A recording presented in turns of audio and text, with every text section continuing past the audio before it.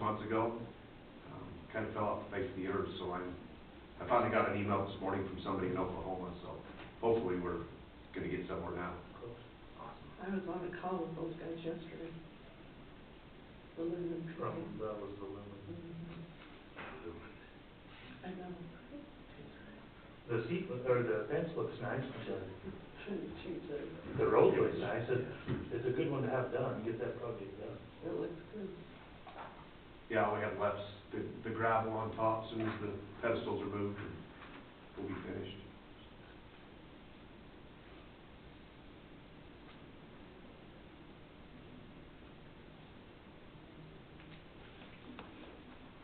On this old, I don't probably know this, on the old courthouse elevator, is that done once a year? Yeah, Yeah, they and do service an every year? inspection, yeah, they do an Just- oh, inspection. so this is just an inspection? Mm-hmm. Wow. Yeah, they, Every year, huh? you have to, it's law. State law, whatever, It's 88, the 180, so. yeah. I mean, how often does it get used? You know, over there, I think a little. In the summer. Yeah. Yeah, 3 months they're open, or whatever it is. Yeah. 4 months?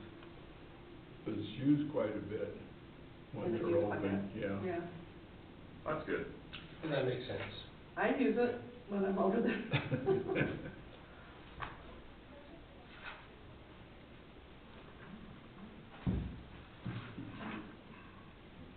On the state inmates, when we get, do we have to send in something to get reimbursed for these?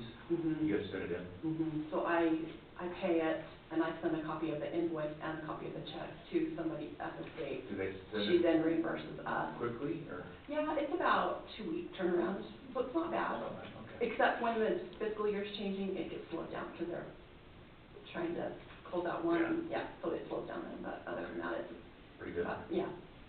Good. Like those that you're, that, well, I guess you don't see that part. Anyway, it's like January and February, we're getting checks now. Not bad.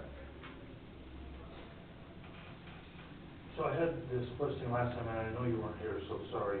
She was here last time. It's the time before. Time before the Class B roads in Milford, the 3 different bills to Milford City. Do we know why there's 3? Did we find out why they're? Yeah, it's water. So But one the for the, 3 services, there's the one that's. the so old there, paper we have shed. 2 road sheds, Yeah. and then you have your Milford admin. You have the But it's old all hospital. under the road department. It all goes under Class B. Sorry, no, the one has 2 The meters. new state shed, or the state shed that we purchased has 2 meters. That's now. right. One's a 2-inch meter, one's a 3/4 inch meter. Right, The 2-inch meter feeds the wash station to wash the trucks. right. Okay. They, in the past, that line was never metered. And Milford City didn't have an accurate account of the amount of water they were using, right? So they just put a meter on They it? wanted it metered, so in their water project, they had a meter put in there. Okay. That one is lots of water.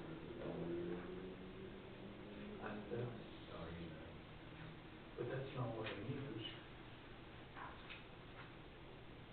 There's those 2, and that one.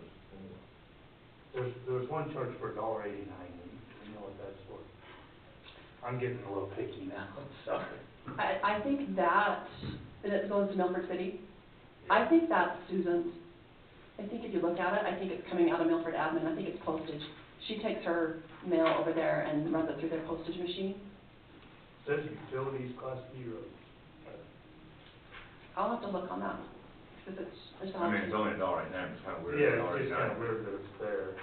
There's 3 of them for $95.84, and then that one. Which that's for about $1.89. average, 95 is about what we, Yeah, that's the lowest you can pay for a Yeah. water bill in Milford City anyway. was yeah, The $100 or whatever it is. yeah.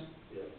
I'll double check on that, because maybe It's there's only an overuse. I know it's only $2, weird, but still, if it's just a wrong, funny it's wrong. line item. When the new building is built, I'm hoping to run our service off of the 2-inch meter and eliminate that 3/4 inch meter that services that shed. So go down to You know, 1 so meter. you're down to 1, there's Yeah. kind of, We can eliminate the $1.89. Well, hopefully we can get rid of that already, we'll be okay. Save some big money. He's a big money saver.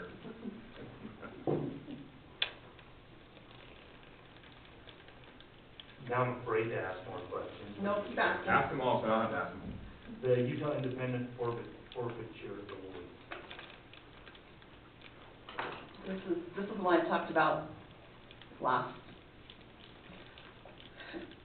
The sheriff's department was awarded a forfeiture from a bust that happened 5 years ago. They were awarded $43,000. We receive treasury money in way of LETCF, PILT, Council on Aging gets money through 5 counties that way. It comes to the treasury. Because this money comes from justice, which I didn't know it made a difference.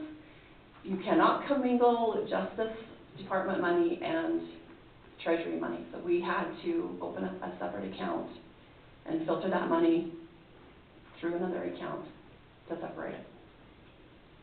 We just closed that account and filtered it back through the jail. Because I've never heard that. Never heard that you cannot commingle treasury money and justice money. We'll probably never have another forfeiture like that in the future, for a long time, but anyway, that's what it's for. And the sheriff's department was trying to close out that forfeiture award by way of how it was spent, and they flagged it and said you can't commingle. So we had this was our remedy. This is what they suggested as a remedy, so that's what we did. Make sense? Sure. Sure. It's more of a paper trail, it sounds like, but, Yeah. okay. All right. No other questions, I'll entertain a motion on the bills. So moved. My second. I'll second that. All in favor? Aye. Aye. Thanks, Ginger. Appreciate all the help on all this, always. That one's pretty thick packet, so thank you, appreciate it. Corey, come on up. How are you this morning? Good, how are you guys? Good, good. Got some nice roads out there, huh? Coming around, we did good this winter. Yeah. I kind of changed it up if that's okay. I'm sure if I did it right anyway, so. No, it's right, I Okay. just added a few things. and Okay. Highlighted a few things, Thank just you. kind of.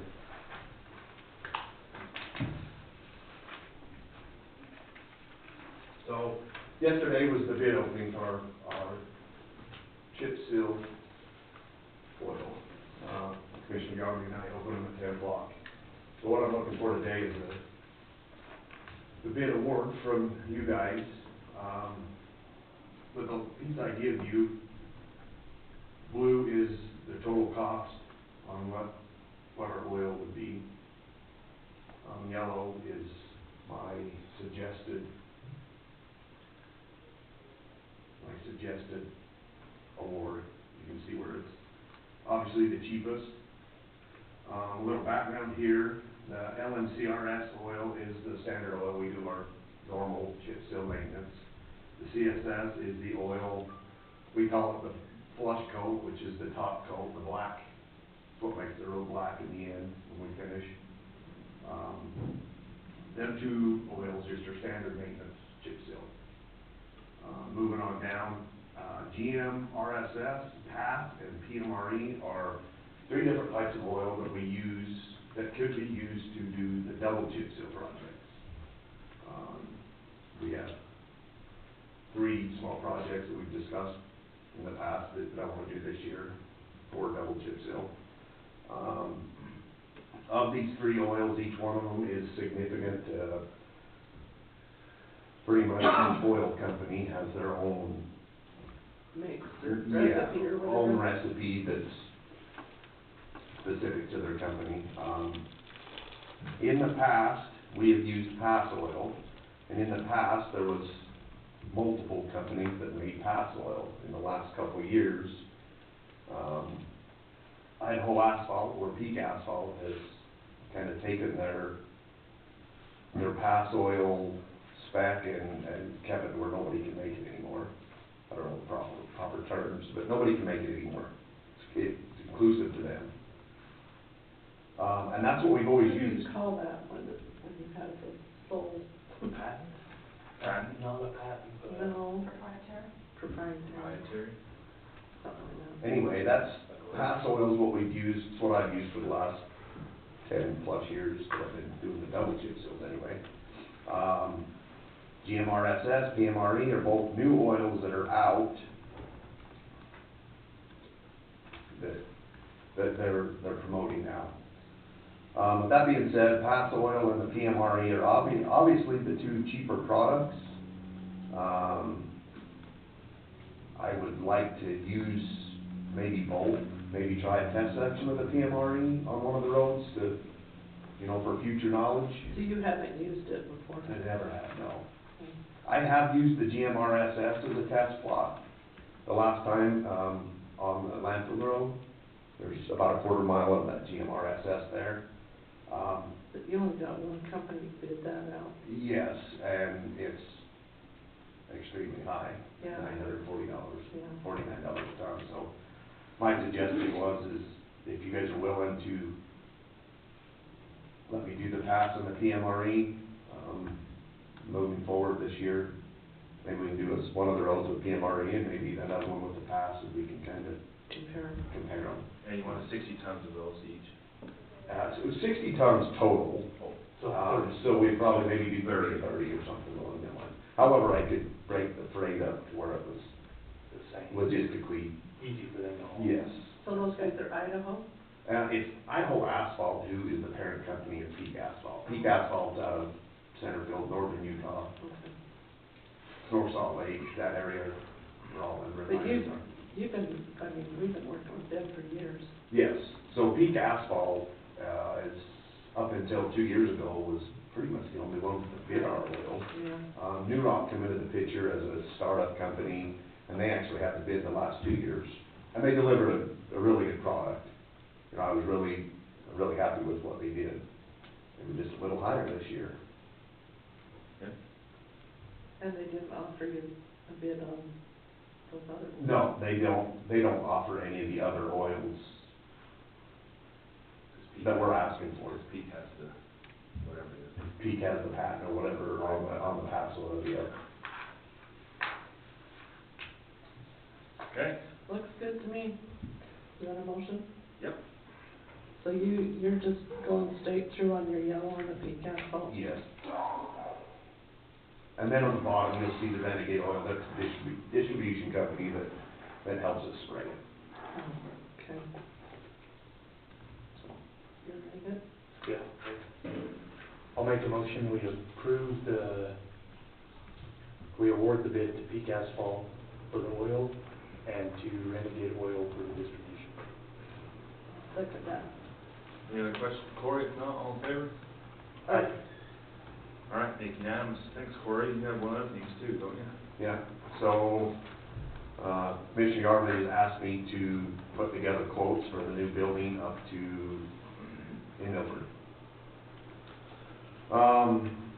And the way I did this, we've only reached out to 2 different companies that were in the state of Utah that do the metal buildings. One of them companies will not sell to us, we have to go through a contractor to get a price. The other company, i.e. from Seal Buildings, I've been working with them pretty closely and to put together pricing. I have their bids here. I've only got one copy, but We'll get close.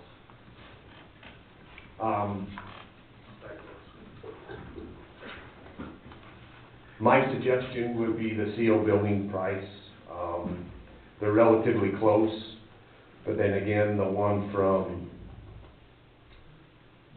the contractor in Delta is pretty vague. There's just a price, where the one from CO kind of goes into detail. Taxes. Huh? Include taxes. My suggestion would be to buy through the CO Building, purchase the building and get it here so we can, and then advertise for a general at that point. Yeah, if somebody else puts it up, right? Yes, that's what we want to do. We're trying to do as much ourselves as possible, and this is pretty much about the only thing that we can do to save money, essentially. Yeah. That's the price of the building now. Your roll-up doors are separate from that, your concrete's gonna be separate. That's just the metal. Insulation should be in that price if you read through there. Closer to the bottom. Minor.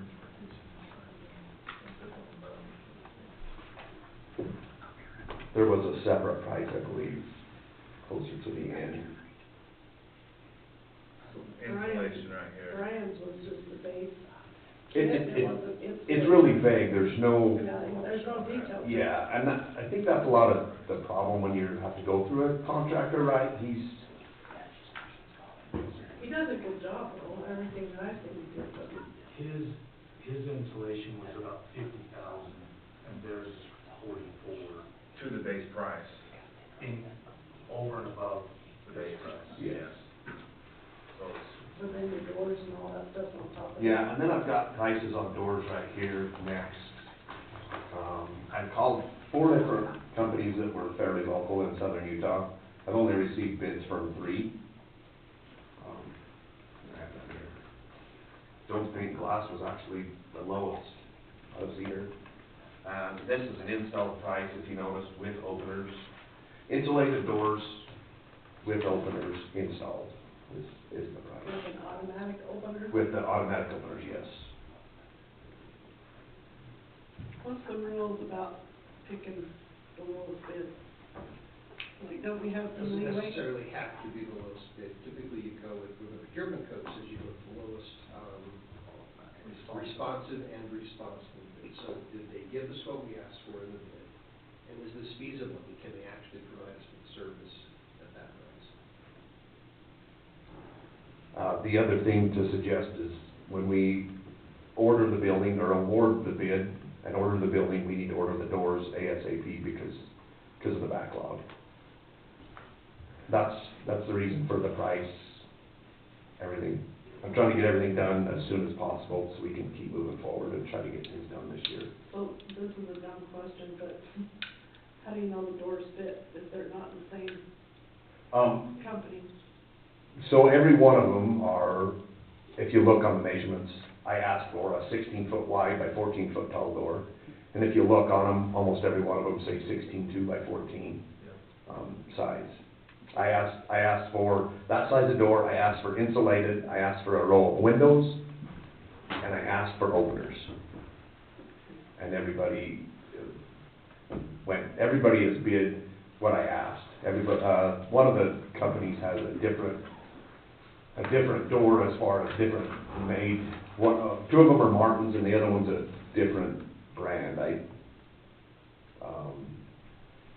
One of the companies offers 2 doors of that size, but one of them is more insulated than the other. So these are installation. Installation is included in So the they're price. not separate from whatever you're. Yep. Or, once you get the shed up, then you guys. They'll come back and. Yeah. Yeah. The guys that build the sheds, they don't like messing with garage doors, so they prefer Yeah. the company. Typically, the door company does the installation too, yes. Not the general contractor, it's the door company, on the roll-up doors. Well, my history of hanging doors isn't so good. I've been the original, I'll blame it on the original contractor that didn't have the building scheme. wasn't square, wasn't square, yeah. Each one of these guys that bid this suggested that we order ASAP, because they're at least, at minimum, 6 months is what time frame they give me. Could be sooner, could be more, but that was, they just made the suggestion that you order as soon as you can, at least get on the I don't list. think they're wrong, I've seen a lot of new buildings standing without garage doors on them. We just got our big B&T road funding money came in, which was awesome. Yeah. Thank that guy behind you. Thank you. The whole team. Well, do you have any other questions? No. No, I think. So my ask at this point is we award the building, so I can get it ordered. And then I'll work with Kyle on getting, engineering done on the concrete, so we can have an engineered footing that we can then bid out for a general contractor. It's kind of gonna be kind of a long process, that's why I'm trying to be as efficient and try to get going as quick as I Hopefully you can. have it done before the fall. Yeah, that's Well, it's so the goal. I set a goal to be in it by January of next year, that's the goal, so I don't know that that'll happen, but you have to set a goal. If we do it right, we should be fine, we should be okay. And just to answer one question, I think there was some question on the state contract bid Yes. for buildings, and Yeah. that is not an option in use. Yeah, and I've talked to Ginger a little bit about it, I've also tried to do as much on my own, but there's not a lot of, these ain't bought every day through the state, you know, there's not a lot of purchasing this way through entities, right? So therefore there isn't a, I was hoping that would just. it's not like tires where people are buying them every day, you know, there's not state contract pricing. So everybody I've talked to says, and I've done a little bit of research with Ginger, and as far as state contract, there's not a state contract for metal buildings that I can find. Okay. And you would recommend the CO? I would, I feel that they've been more particular and helpful and, you know, down to the nut and bolt with questions to me to make sure it's done right, where the one from the fella in Delta was pretty vague and really don't know what you're getting. Yeah, I mean, we've got an open price and, More responsive and your concerns the other may not have a legitimate quote. yeah, he is a little Maybe bit, a junky product that doesn't, that ultimately rips us off because it's so poorly made. yeah. There's too many open doors right there. I know he's done it, I don't know if he does a good job of it. He does, he's done a lot of money.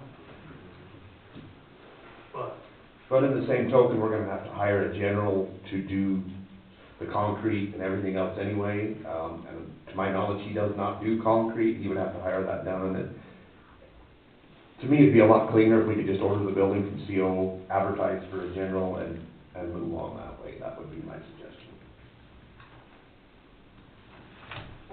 All right, then, there's no, you guys want to make a motion? Just one other thing, in this, when I started designing this building, I wanted as much as natural light as possible. So on the very back page, you can see all the windows that I've asked to be put in. Maybe you're gonna have retractable roof. Settle down, we're doing it on The back page, the back page. Only the Oh, Dallas I- Cowboys can do that. I don't know, Brandon does not like ceiling light, or what do you call it? Natural light. Skylight. Skylight. Yeah, so I'm not a big fan of skylights either, because I feel that over time they're gonna leak anyway. But the windows, the extra windows, I think So will it's be, windows, not skylight? yes. Okay. And I think you guys went with me a couple years ago to Iron County's. Yeah. Natural light to me was that's the first thing I noticed. You walked into that building and there wasn't a lot of light needed because of the natural light. Right. And that's the direction I wanna go. Save on electricity, that's what you're thinking. Yeah, exactly. Saving the county money. Saving county money. Isn't that dollar? Okay. You ready for a motion? Yeah. I'll make a motion, we approve the bid from CO Buildings on the building and Probably should. for a total price of $170,089. Okay, let's do that motion first. Okay. I'll second it. Okay, all in favor? Aye. Perfect. Just one thing to add to that 170 and then the insulation is on top of that. I believe. Yes, there is 44,000 on top of inflation. Do you want me to add that? That's part of the bid. So I didn't, Probably better. yeah, it's in there, but it's separate from that total price. I didn't know if that needed to be in your motion or not for, You better just for transparency reasons. so it's that 170 plus the 44, whatever the insulation price. So the building will be $170,089, the insulation will be another $44,740. Perfect. Okay. So does that Motion amend? still carries, we're good, right? Counselor, we're good, okay. All right. You want this one probably, right? I think Jones Pane Glass. Yeah. Make a motion, we approve the bid from Jones Glass for the 7 garage doors for a total price of $57,828.93. And that will include the installation of the doors when the building's complete. Perfect.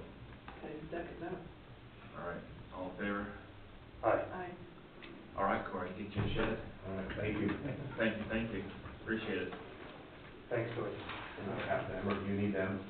What's the color gonna be? My suggestion was white, what do you guys think? Just Not red and white? causes a lot of heartburn, but I'd go that way, I don't know if we would get Well, it's a Milford shed. big M No, on the, big M on the you can't front. say that either. It's a county shed. My suggestion was white or even a light tan. Yeah. Yeah. Just simple and clean. Perfect. Right. Okay, Okay? thank you much. Good job. Have a good day. Yep, thanks. Thanks. Lincoln and the crew, come on up. Come on up, we got enough chairs for everybody? Like family dinner. Yes, we do have enough. There's 4 chairs for everyone. Look at that. We should've brought you treats. Cheese curds for you It today, was huh? too early, Eat 'em up. I thought about it Did you yesterday. guys come down this morning? We did. Oh, thanks for making the trip. Early risers. Yes, our whole It was probably beautiful. It was Right. awesome. It was Yeah. cracking me up when you said, we could just come down that line, like, Oh, I we can don't never, have to worry about rush hour. I think when we pulled up, I said we can never I've never complain about made the it. drive, because you guys do it way more than we do. Just for the record, if you will, just introduction so we can have it on the record. Absolutely. Lincoln Shirts, principal at Lincoln Hill Partners. I've got with me Chase Everton, who's with Lincoln Hill Partners, Stacey Thompson, and Casey Hill, all with the same firm. Perfect. Okay. First and foremost, I just wanted to say thank you for continuing to allow us to represent Beaver County. We certainly appreciate the opportunity and the work that we do for the county. And it's been 2 weeks. I thought, I know I was missing you guys. I assumed you were missing us as well during the session. Hopefully you guys felt like it was a pretty decent session this year. A couple things that we wanted to just mention and really just open it up for questions if you have any of us. First, let's start with the water study money. I know we spent a fair amount of time this session talking about that money that did get into the appropriations bill. So that's going to be signed by the governor and will be going to Joel Ferry. Casey's actually heading down to meet with Joel Ferry here in the next 2 hours down in St. George at the water conference. Just wanted to chat with you guys, see if there were any concerns, any issues you want to make sure that we're bringing up kind of early in the process. Obviously, those funds don't become available until July 1, but I think it is his intent to move relatively quickly on that study. So as he's kind of formulating the way in which he's going to go out to bid to procure someone to come in and actually do the study, we want to understand what concerns you may have, things that you want to make sure are included in the RFP for those study criteria. That way we can start conveying that to Commissioner Ferry as well. So any thoughts that you have or you want us to make sure that we're conveying as part of that conversation? I think we're pretty clear on what we don't want to happen, right? And, our thought process from the beginning is they do a complete reboot on what their thinking is, on where they're getting their water and how they're using the water they're already using. We really don't want that study to be in Beaver County, it needs to be in Iron County. So, I'm not texting here, I'm taking notes. no, I know. I didn't want you to think I wasn't paying attention, I'm actually doing the opposite of that, I'm very much paying attention. So when you say that, you want the study to be kind of exclusive to what the Iron County issues are and the Yes. water rights that are appropriated to Iron County, how those will be utilized?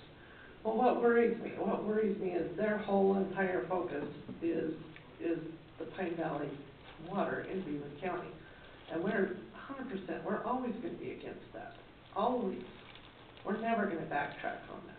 Gotcha. And so the thought process and the conversations that we were having ahead of this ask was that they go back and they do a new assessment on Iron County, and that there's a way of whatever they're not doing, whether it's you know, cut their irrigation, you know, their Conservation, whatever. conservation, all those different things to conserve water in their own way and reboot a whole new way of thinking in the county itself, because right now they're just full steam ahead construction and, you know, they have no worries in the world. Good old presumption that they have the Pine Valley water Exactly. to essentially address any of their concerns. regardless of what their use patterns are, is that Exactly, correct? yes. We Okay. want them to look at their own sources before they go outside of their county to solve the problem. Got it. That's helpful. Yeah, regardless of whether they have water rights in Beaver County, because in reality, I mean, and I'm not saying I know everything, but I've been a farmer my entire life, and we know what that water's gonna do to our county. And I don't think the water that they need is there to begin with. I just do not think it is. The USGS report says it's not, but they're ignoring all of that. And so I think they need to they just need a whole new reboot on how they're gonna take care of water there. Well, I know that is one of Joel's major issues, is trying to determine how much wet water there actually is versus just paper water. Because I think everyone does agree that the Pine Valley has been over appropriated, and so the question is what's the recharge going to be? Every valley Yeah. has been over appropriated in the entire state. What was the total dollar amount on that again? It was $500,000. Yeah, that's what I heard, okay, so it was 500,000. And then he's got an additional $25 million that goes towards other water efforts. And so in that same vein, if there's anything else we would like to put in front of him, it's gonna be done in a grant process. I would assume kind of the upper bounds of those grants are gonna be $1 million or less. But if there are other things that we in Beaver County want to focus on, there is going to be some grant opportunities that we can take advantage of as well. We'll wanna get in front of that relatively soon. That grant window opens up generally in the July, August timeframe. But if there are water projects, water studies, whether it be conservation projects, water storage projects, water development projects, all those things are on the table that can be a consideration for those grant opportunities. They traditionally do look for some matching resources from the local entities or from private entities within the county that's making the application. But if you're interested in pursuing any of those grant opportunities, let us know and we He's can got a start big working ask. through that as well. I do have a big ask. Elk Meadows, Eagle Point has a big water project that needs to get done. It's disasters up there. The service district up there. Service district. It's been in the making for 50 years, and every year it leaks in the winter, and no one has water, and trying to run a resort, and people living up there full time, they can't. It's terrible. They've had a huge expansion, you know, new homes and people, like you said, that are, you know, year-round residents.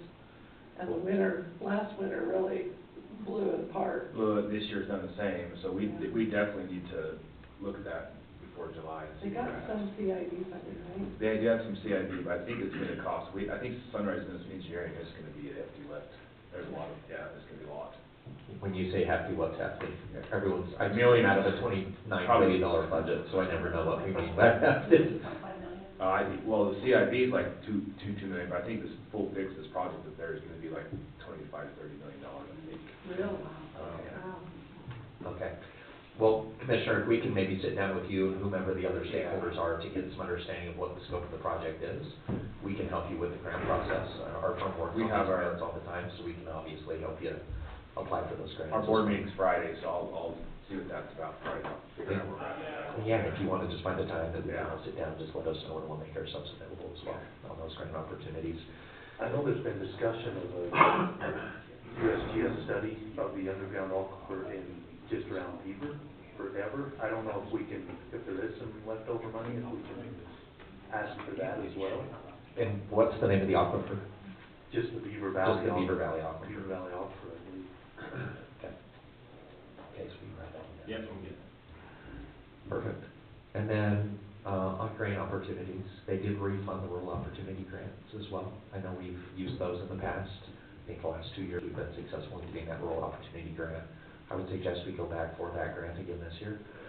So to the extent you want us to work on that grant on your behalf, we're happy to do so. Well, so let me tell you where we're at. That one I think is already taken care of. Okay, And we were told that we cannot use any of that funding for lobbying efforts. you cannot use it for Right. any effort. Because that's how we Uh-huh. got you to begin with. But, I thought that was kind of a given, like every county gets it, all you do is apply for it, but it's not. It's not, so it's technically a competitive grant. Last year, they were over-programmed probably by an order of magnitude of 2. So they ended up scaling back many of the grants. Some of the smaller communities ended up getting $50,000 to $100,000 versus the $300,000 cap that's in that grant opportunity. So we're gonna wanna get in early and obviously make our case. I think we've got a pretty good track record in Beaver County.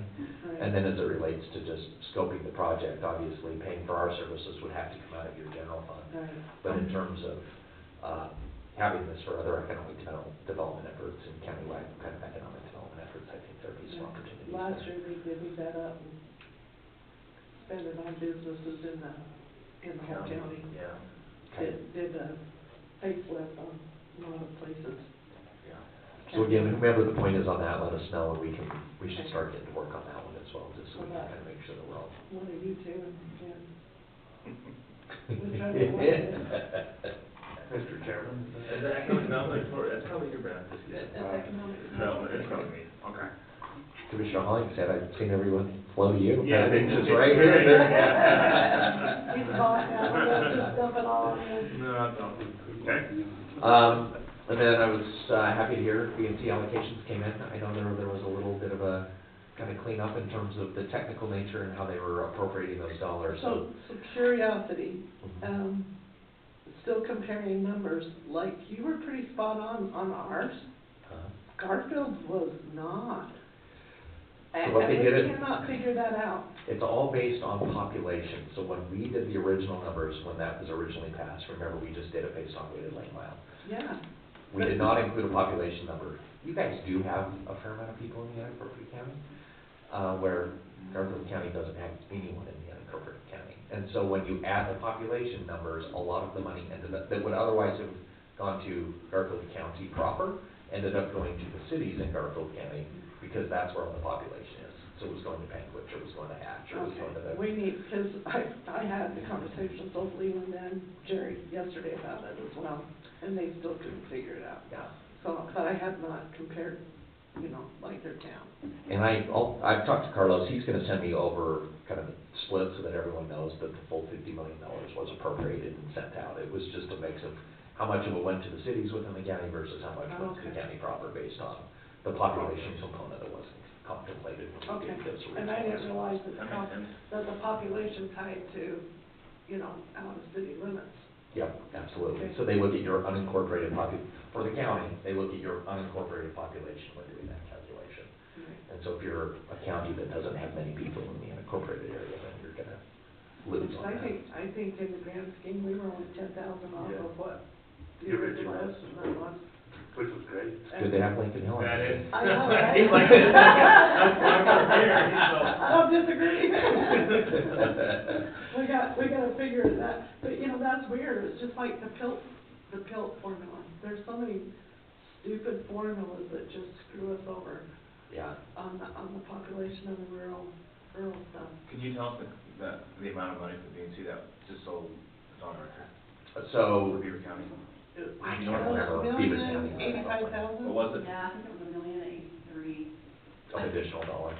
That's good, just so people hear it, I mean, I can just pull- It's important to have people at the legislature But- doing stuff for you. But what it Again, was, thank you, good job. Yeah, absolutely. the one-time funding though, that was one-time funding. That was one-time $50 million, so you'll get about 10% of that ongoing of an increase every year.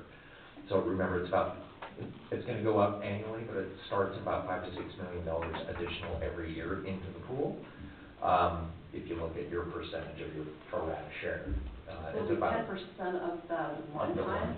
10% of the one-time Okay. ongoing. All right. So you'll be, That's what we got. Yeah. So we got what is that, Yeah. $100,000?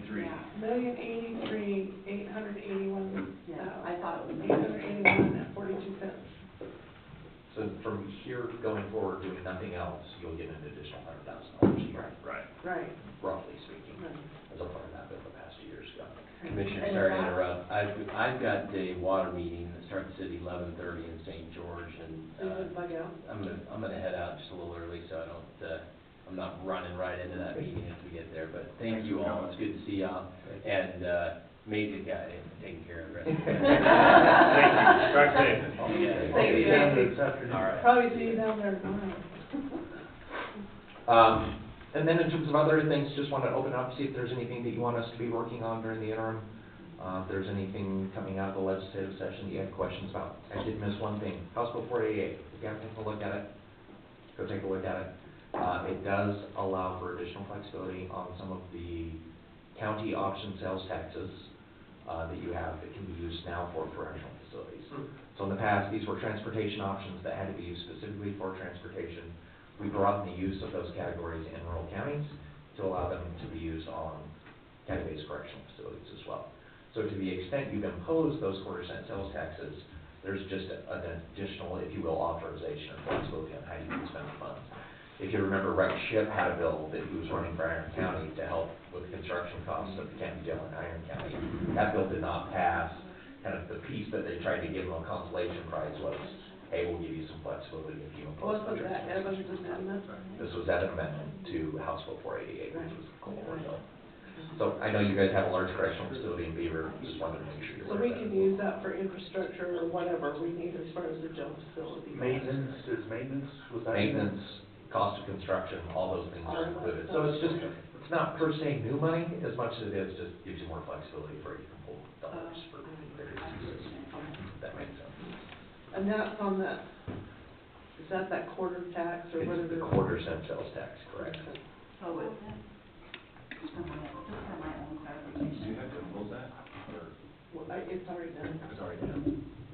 So we can carve out just a little bit, put over in general fund for the jail if we choose to. That is correct. Okay, I just want to make sure for budgetary reasons, if that's. Yeah, you can take what otherwise was restricted to only be used for For roads. transportation purposes. You can take a portion of those resources, put it into the general fund, Okay. as long as it's earmarked for It has been correctional really facility.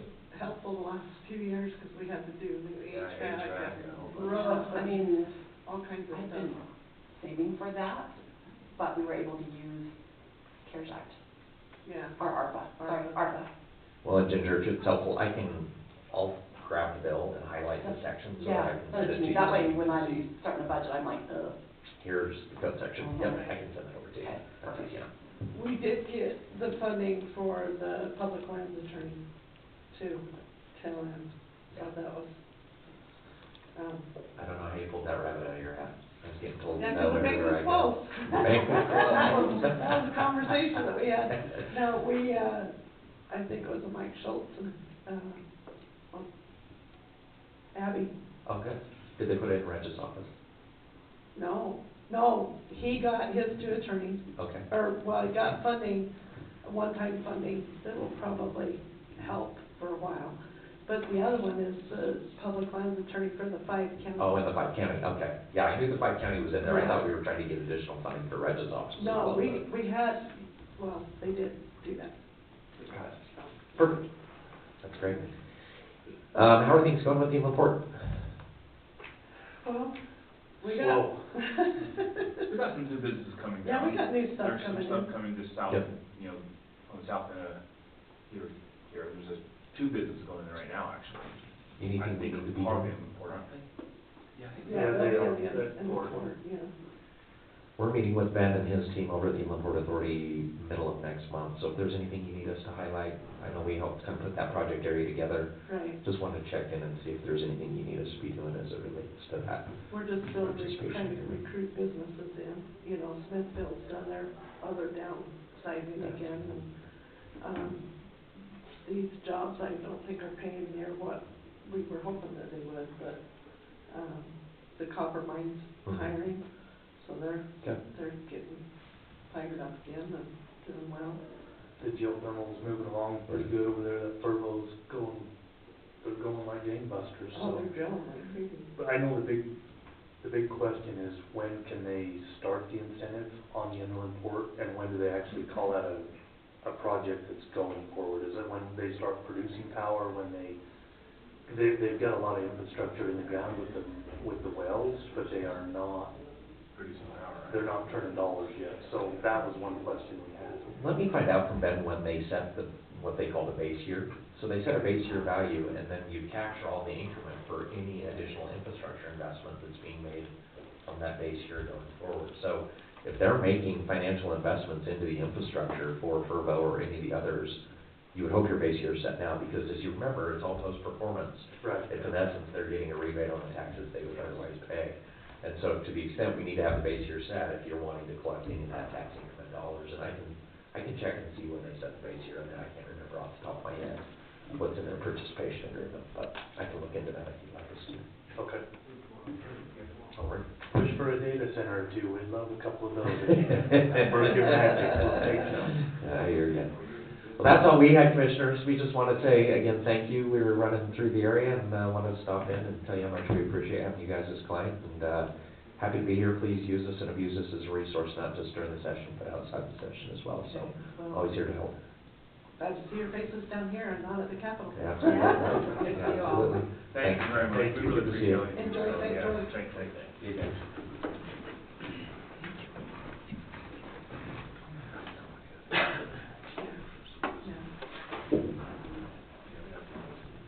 Scott, I know you're not on the agenda, but we got a few minutes. You wanna talk about the Congresswoman? I don't, I wanted to come and, listen in on some of these agenda items, that you have, your COG meeting and the Do you wanna just come up to the record and just kind of just say that what your position is with Celeste? Yeah, Sure. because we didn't get to introduce you the Last time, I know, I know that you were on the agenda, but we got a few minutes and Sure. just for the record, just so that people maybe know who we feel are and what you're doing. Yeah, thanks for having me. You weren't prepared for that mistake. No, that's all right. So Scott Albrecht with Congresswoman Celeste Malloy's office. I do her outreach in Beaver, Miller, Juab, and Tuella counties. So just, boots on the ground for her and, a local contact. You have a commissioner that probably contacts her more than I do. Which is great. But we're people out in the community too, you know, as well. Yeah, right. So, yeah, available if there's any help, needs with any federal agencies, whether that's casework with Social Security, the IRS, veterans, really anything that touches the federal government. If there's any problems, we can help with, so. Perfect. So, one thing I'm hoping that people pay attention more than I think they do, but, I know the Congresswoman is on the, Small Business Committee, right? Yes, And the Transportation and infrastructure, yeah. Infrastructure. So is there those kind of things that you need to have conversations with local businesses about? Like, is that something that, we can throw together or whatever, or, I mean, I don't even know. I'm just, Yeah, if there's concerns with anything to do with the small business and that we can run legislation to try to fix, we'd be happy to do that. For instance, her first bill that she's passed, was, for the women in small business, programs. They have to certify that they're a women-owned business. But then they also have to, be small business. Well, they were just self-verifying, so you're having these large corporations that were women applying for these small business, grants and getting them, and so you ran a bill just to close that loophole. Those are the types of things that we can help with legislatively, but in regards to taking advantage of some of the programs that they have, we'd love to get in contact with the small business administrator here in Salt Lake, as well as in Denver. I think actually Denver's our closest one. Get in contact with them. They're really good to come out and do presentations on the grants that they have and have a how-to workshop. We do have a Chamber of Commerce here now started. Yeah. Maybe that would be a good place to kind of get some of those contacts is there, as well, maybe get the information in that group as well, Yeah. Beaver City did that, didn't they? I think so. I mean, I don't know who's, the big Chamber of Commerce, which is Beaver, Iron, and Garfield County, so I know there is a chamber, that, they meet Well, it's not. monthly, don't they? I think so. Anyways, Okay. maybe that would be. So that's separate than your economic development? Yes, Okay. yes. Yeah, it's the It's three a whole counties. separate thing, so. I didn't know that. The Yeah. three counties, but I also think Beaver City, maybe talk to Allison Webb, because I think Beaver City started their own Chamber of Commerce, didn't they? They do have one here in the county. Yeah. Do they, is it functioning? Yes. Okay. Jan's helping with that. Okay. Well, yeah, I'll check into that, I appreciate that. We've also reintroduced the Daylight Act. Please do something. So, Somebody do something. Yeah. One way or the other. gives the state the opportunity to stay on daylight savings if that's what they want to do. We're not dictating one way or another, we're just giving the state the opportunity to choose. So hopefully that goes through. Is there a lot of momentum with that or not? Well, I don't know why it hasn't happened. No That's kidding. what I Well, can't believe it. Everybody's right, upset. but some feedback that I've received as I've visited some of the school districts is they do not like it. Yeah, we start in the morning. Yeah. We'll start a little later then. Yeah, Yeah, that's but it's gonna be. not bad. There's a meme, and it says, it's an Indian thing, only white man thinks that you can cut a foot off one end of the blanket and put it on the other end and make a longer blanket. I mean, that's an easy fix, and there's lots of studies saying you should start school a little later anyways for kids' health stuff. Yeah. So start at 8:30, whatever, you know? Yeah. That's just me, but. And we were just support the states having that conversation and deciding what's best for the state. Yeah. So, Yeah. we've also reintroduced legislation to protect private water rights. As you know, some of these federal agencies, as part of their permit renewals, are requiring the permittee to transfer some water rights to the federal government. Right. Which is just crazy. Yeah. So, we're supporting legislation that would prevent that from happening, so. So right now, the federal agencies own a lot of water rights, and I don't think that's legal either. Is that part of that bill? Does that work on that issue as well?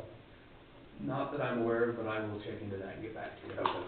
To see if it's included in this or if it's separate. Okay. So, Unfortunately, that's the state has allowed federal agencies, that's not even federal. yeah. So, anyway, that's just some of the things we're working on, not an exhaustive list, but, anyway, happy to be back in the game. Good to have you. So she's got an actual office in Delta and Twilla, doesn't she? Yes. And Richfield. No, not Twilla.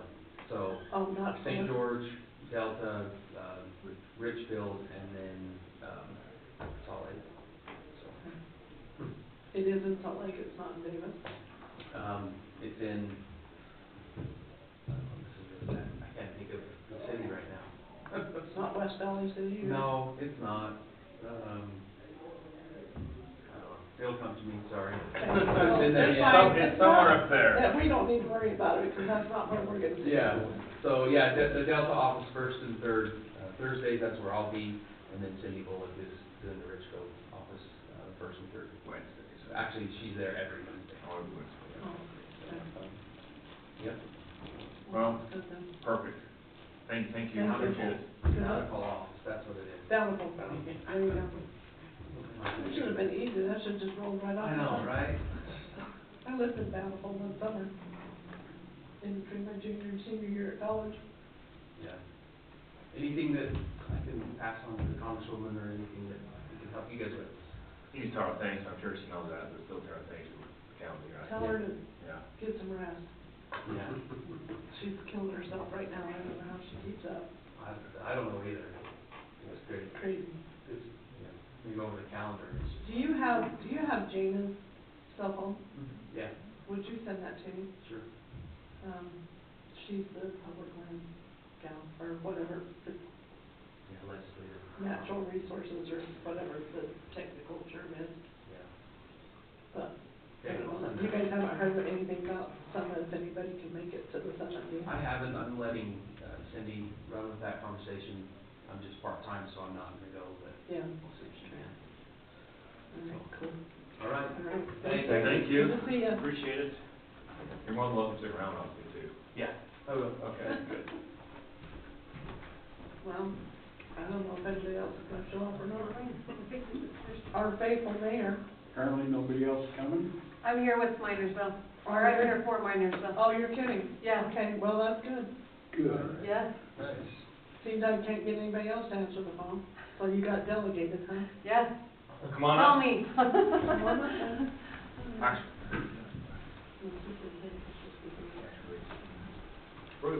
we're gonna take a 5-minute recess, there's a couple of people coming, I think, so, let's hold on just 1 second here. These are coming. Whatever you want with the Really? They're real easy to get along with. Yes, I know, thank goodness. How are you doing this morning? Good, how are you? Good.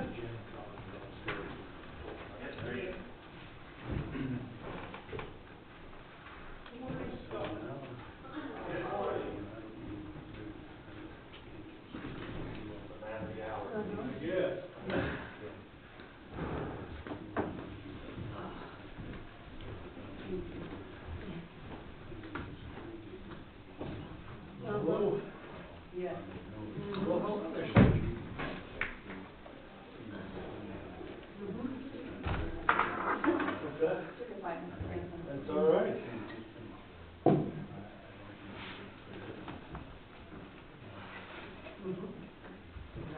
Yeah, no. Well, hello, Superintendent, how are you? Doing well. Well, good. We're Milford Way. Hey, we can't complain.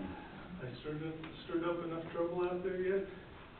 It depends on who you talk to. I think that's the case, yes, always the case. When I was up to the grade school reading for, Dr. Seuss Day, Yeah. it depends on which end of the school I was on, who was happy and Who was not, yes. Yeah. Now, Very interesting. It was interesting. So, Rick Yeah. Rose. Pretty much so. How about with you? You're not throwing tomatoes at me, so I guess we're doing all right. Well, I've heard that from a lot of folks, so. Pretty good. They already are. Yeah, that's kind of what That's it's like, right that's like there. the grade school being unhappy. You're about right, yeah, Basically, yeah.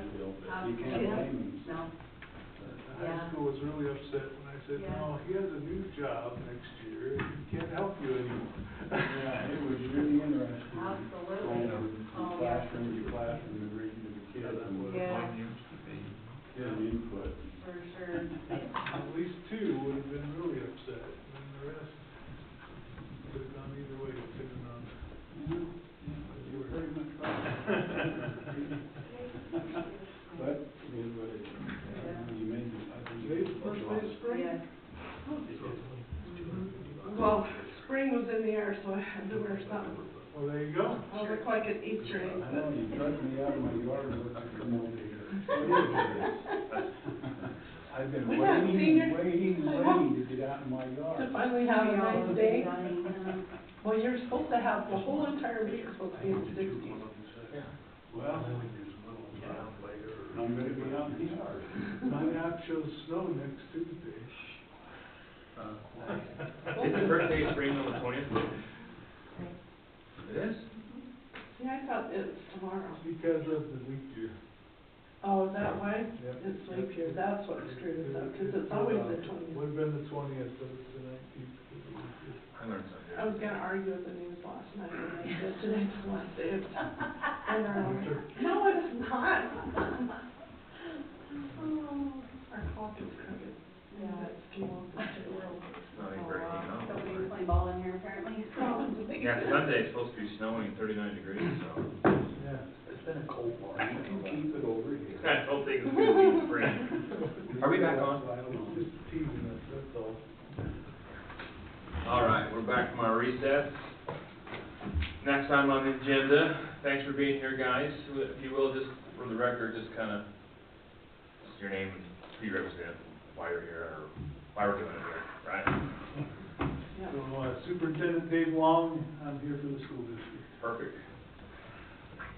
Mayor Nolan Davis, here for Milford City. Jennifer Marshall, City Council for Minersville. Thanks for being here. We're calling this the Council of Governments, right? Is that how we, is that our acronym, right? Which we've done this before in the past, but it has been happening a little bit as of late. We want to kind of get back to it a little bit more, so we kind of have some discussion with each other and support each other and where we can help each other out. So it's just kind of what we like to do at this meeting. You also have some input on that as well. If you have other thoughts or ideas about what this meeting should be, just let's do it. But I think it's a good opportunity to get together and just visit and Well, I'm sorry for the sake of coordinate. late notice, we'll try and get you scheduled. We originally thought at least twice a year, but I don't know. Needs to be more than that or not, depends on how productive and how much yard work Nolan has. Yeah, in the past, we've always done it quarterly, but then we found out sometimes you get to that quarterly meeting and there really wasn't a lot to discuss, so we would postpone it. And then everybody would kind of forget about it by the time you got to the next, into the next quarter. So, but they're very productive because you come in, you bring whoever you want in, you just sit around and have just some open, good discussion. And so I really think it's a good idea. They've worked in the past. We've come up with some good ideas, had some good conversations. We've had some heated conversations over the past year, but they've all been productive, and I think it's something that we need to continue doing. far as I'm concerned, I feel better about doing a quarterly meeting and then get on that schedule, and then, like you said, bring more people to it, but if we're gonna continue to grow as a county and move forward, we need to be doing it together. I mean, with the inland port and all the other new businesses and that, you know, broadband, the internet, different things, all these different projects that we're working on, we need to keep that fire burning. Well, I think the secret, like you said, there's a lot gonna happen in Beaver County over the next, 10 years. And I think the only way we're gonna succeed as a county and cities is we're gonna have to collaborate and everybody be on the same page. Right. The commissioners can't be doing something over here, Milford City can't be doing something over here, Beaver City Mountain. We've all gotta be, have one big collective effort, say, what's gonna work best? Does it work better in Beaver, Minersville, Milford? Can everybody be agreeable on what's gonna work best to make the county succeed? If not, then we're gonna be back to where it was 30, 40, 50 years ago. You're gonna be in the east-west side thing, and we do not need that. No, So, no. I mean, that'll just ruin everything for us, so. Yeah. Well, and well said, I think talking, collaborating, coming up with ideas where the cities are going, where the counties are going is very helpful. But those conversations don't happen unless you actually we force ourselves to do them sometimes, right? And sometimes they're good, sometimes they're heated, sometimes, and which is good though, right? I think different opinions are good, it's great, so. I don't know, I mean, we have to excuse Beaver City, they're not, Mayor Robinson couldn't make it today, He was gonna send somebody, but I don't know. anyways. I don't know if we want to just start with, if anyone has any thoughts or questions, or Andy, you wanna start with where you're at, maybe where the school district is, or how the school district's going, broadband, Sure. where we're at? Sure, we can start out. So, I'm watching enrollments really closely right now, and that's a big focus in the school district. We haven't cut any teaching positions, but we are on a year that all the ESSER funding is ending this year. So we are cutting back any positions that we funded for aides and things like that out of strictly ESSER funds. What is that funding? What is that funding? So that was the the ERA funds that they put out at the start of COVID. They sent us some extra money to help close the gap, so we hired some extra aides and people with that. We also did that out of at-risk or prevention money in the district. So most schools that have had those conversations with principals, what that looks like is taking aides back to a 4-hour schedule instead of a 6-hour schedule, but not a lot of people that are leaving us as a result. So they're still employed, but it's not as many hours. It's what I'm getting out of it. There's a couple of them where they're looking to add back some things or put in some other things.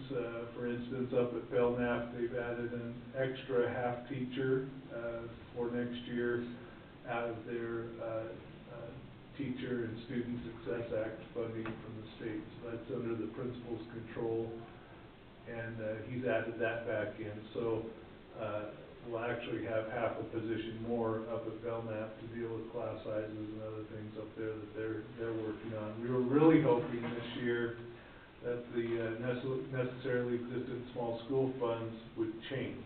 How that was, it was proposed in legislation. Senator Vickers got it almost across the line this year. I was really impressed with where he was, where the legislature was taking that. When the priority list came out for funding this year, they didn't make it to that. So it got cut out again, but we think it'll come back again next year. What that would have done would allow the school district to use those funds at all schools. Right now, Belknap's the only school we're not allowed to use those funds at. And it would have switched the definition of a rural small school to what the federal definition of rural is. And it would have taken it right off of the National Education Statistics website.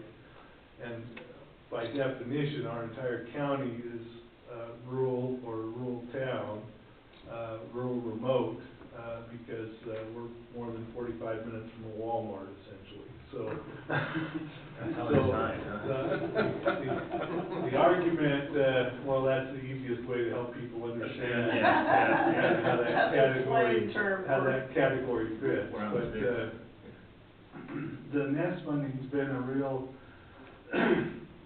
difficulty for us because while it helps and has made the difference, that's why we have schools in Minersville and Milford, it also has limited where it can be used. So right now, Minersville Elementary gets funded with two sources of nest funding.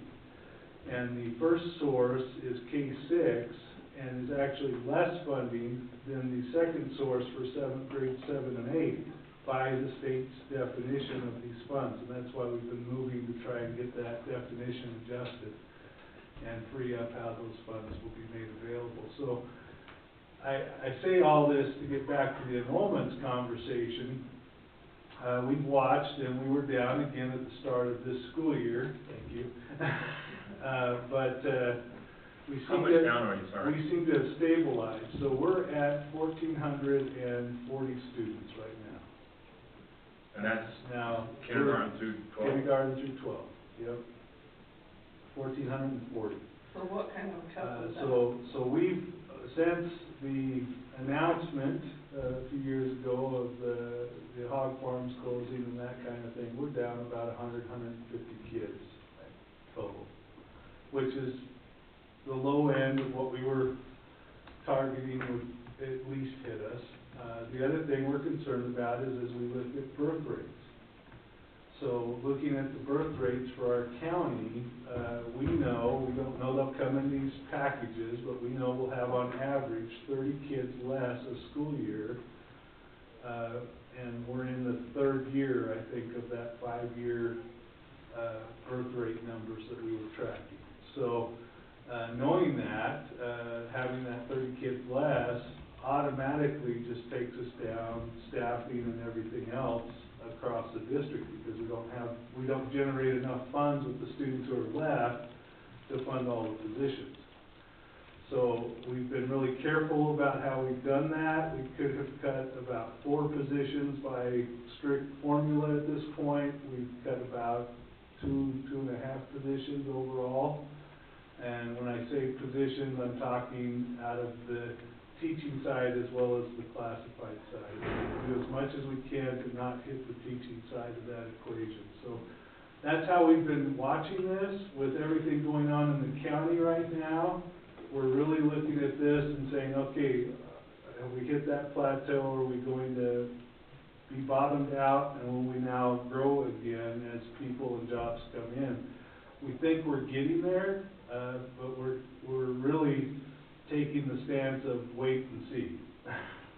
And so we did as little cutting as we possibly could this year in this wait and see mode, because we'll see what these 50 jobs south of town bring us. We'll see what some of the geothermal projects bring us. We still think it's going to take 2 or 3 years to catch up from where we've gone down here. But watching that very closely, we'll try and staff and keep as little harm to staffing as we possibly can, while still meeting the needs for the funding that we receive. So, is there any way to track how many kids do homeschooling? So we actually got a grammar request on this a couple weeks ago, and I pulled a report off of our student information system that tells us who registered with us as homeschoolers. Now that doesn't tell us how many homeschoolers are in the county, but that report's telling us between 30 and 50 a year that have actually come in and declared we're going to homeschool or we're going to another option, an online option. So we are watching that as well and tracking that. I would say since COVID, that's been a real worry for us. Everybody thinks they can just jump on an online class for anything now, and so our student online education program numbers have exploded. And when I say exploded, we have about 50 students at Milford High School taking online courses to get their high school requirements, and we have a similar number over at Beaver High School doing the same thing. Now that's different than homeschooling, because they might just do it for one period. Right. But it's now causing us to look at, okay, are we staffed right for the online and in-school learning? When that law first came out, we passed a policy that we wouldn't cut staffing based on that. And we're holding to that so far. It's a fight, but I got a policy put in because the state reimburses a district our size 100% for the student going and taking an online class. So we get our full funding for the student as if they were sitting in our class with our teacher, and the online program gets full funding for the student taking whatever class they take from them. So there's really no harm to us opening up that option to our students, and we want to open it up to give our students options they might not have available on small staffing, small schedule like we have in our schools. But we also have to look at integrity of programs and things too. So if I'm getting a teacher in a high school that only has 5 students for a period, we still have to take a look at that class and figure out, you know, 5, 10 student class load, that's getting down in numbers where we might not be using that person as effectively as we could if they're opting for other things. So, But the online classes, how effective are they? well, so that's another part of this puzzle. Students are really expert at figuring out which is the easiest online class to take and disseminating that information to everyone far and wide. So that's part of what goes on here. Part of what goes on here is there's a myriad of offerings online through the state. When you go to the state website for this, there's at least 8 or 10 very viable options that counselors could be pointing kids to. Our counselors are most familiar with the program out of Washington County, so they tend to point our kids towards the Washington County programs. And that's an education process I have where I'm trying to get our counselors up to speed on other options for students that would be a better option. Another problem that we're having besides is there an easier way to do this side of things, and please know, we have no control over whether they opt to do this or not. By state law, they have a right to take the online class and offer that as their option. We can say to them that meets or doesn't meet our requirement for graduation. And we've put some things in place and done some counseling that way. But parents are in control of their kids' education, so it's up to the parent to decide, is this what I want for my child? We can't be the deciders on that. And we have to be really careful on the education side about it. But the other thing students get into trouble with is they will decide they want to take marine biology in Milford, Utah, or Beaver, Utah. Well, there's no ocean nearby, and it's hard to get familiar with ocean kinds of things. And most students that sign up for marine biology get out of that very quickly and opt for something else. They don't just buy a fish bowl. They don't just buy a fish bowl. It doesn't work that way. So there's a lot of dynamics going on here. Our big struggle is what you'll hear from everybody, I think. It's housing for young families. We need young families to come to Beaver County, and you know, people move here with their kids and be here with their kids. I've talked to some of the Furbo people and others as they've come, and a lot of them are settling closer to Cedar City so they can have more of what the family wants, or Walmart. Yeah, Walmart, whatever it might be. But we've got to figure that out and figure out what will make this appealing to mom and to dad when they come to Milford or come to Beaver and those sides of things. I don't want to see thousands of homes in Beaver County. I want to see a few hundred to take care of that next generation, but, because I hate to lose our lifestyle here. Frankly, I'm alarmed at things like Minersville and the BLM project that's out there that's being discussed with the solar and that kind of thing. Yeah. But I really think we're about to go into an era of growth in the county, and we have to be really thoughtful on how we deal with that. And I'm going to need to be in a discussion with municipalities and with the county on how we accommodate more students in our schools, because I think that's going to happen. When we get to that point, Beaver High doesn't really have a lot of room to grow. Milford High can grow, but we have to be thoughtful about that. I have a meeting on Thursday with SUU talking about putting an extension campus here in the county.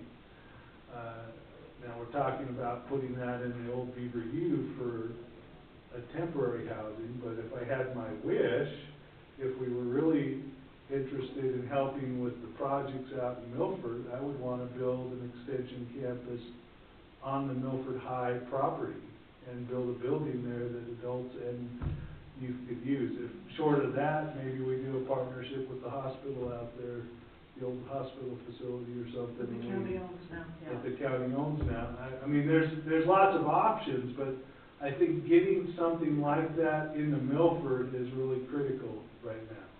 Because a lot of these jobs are going to go out that way, and I want to make sure we're supporting that. We have facility and resources here in Beaver to support it. We really don't have a lot out in Milford. So I think we just need to be thinking about those things. The broadband's a whole other discussion, but that's the big picture enrollment and growth coming kind of thinking. With that would come the CTE programs and things that match up to those kinds of things. That's what I think that this, we need to focus a lot on is those kids that are not college bound. My kids were right in that deal. They did not, see themselves going to college or wanting that for their future. By the time they were a junior in high school, their required classes were pretty much buttoned up. Yeah. So their senior year, they were wasting time. So that's why these online classes, get those kids out of there from wasting time. So you also bring up another, and this is a discussion, I don't know how to get this message out to parents the right way. Kids can give themselves 2 years of a free college education in high school in our school district. Yes. They absolutely can do that. And they can do that by quickly meeting their graduation requirements.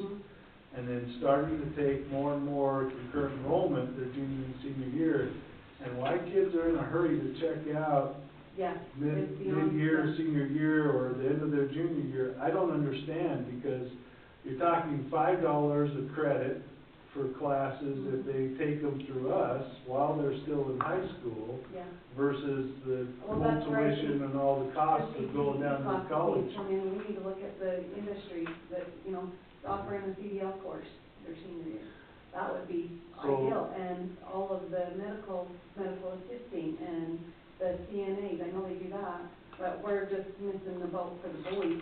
So in our regional CTE meeting, for everything from Washington to Kane and Garfield up to Miller, the regional meeting, we discussed a lot of this, and we have a couple things we're worried about. One is students are really high anxiety, and there's a lot of mental health needs with the generation that's in high school right now going through.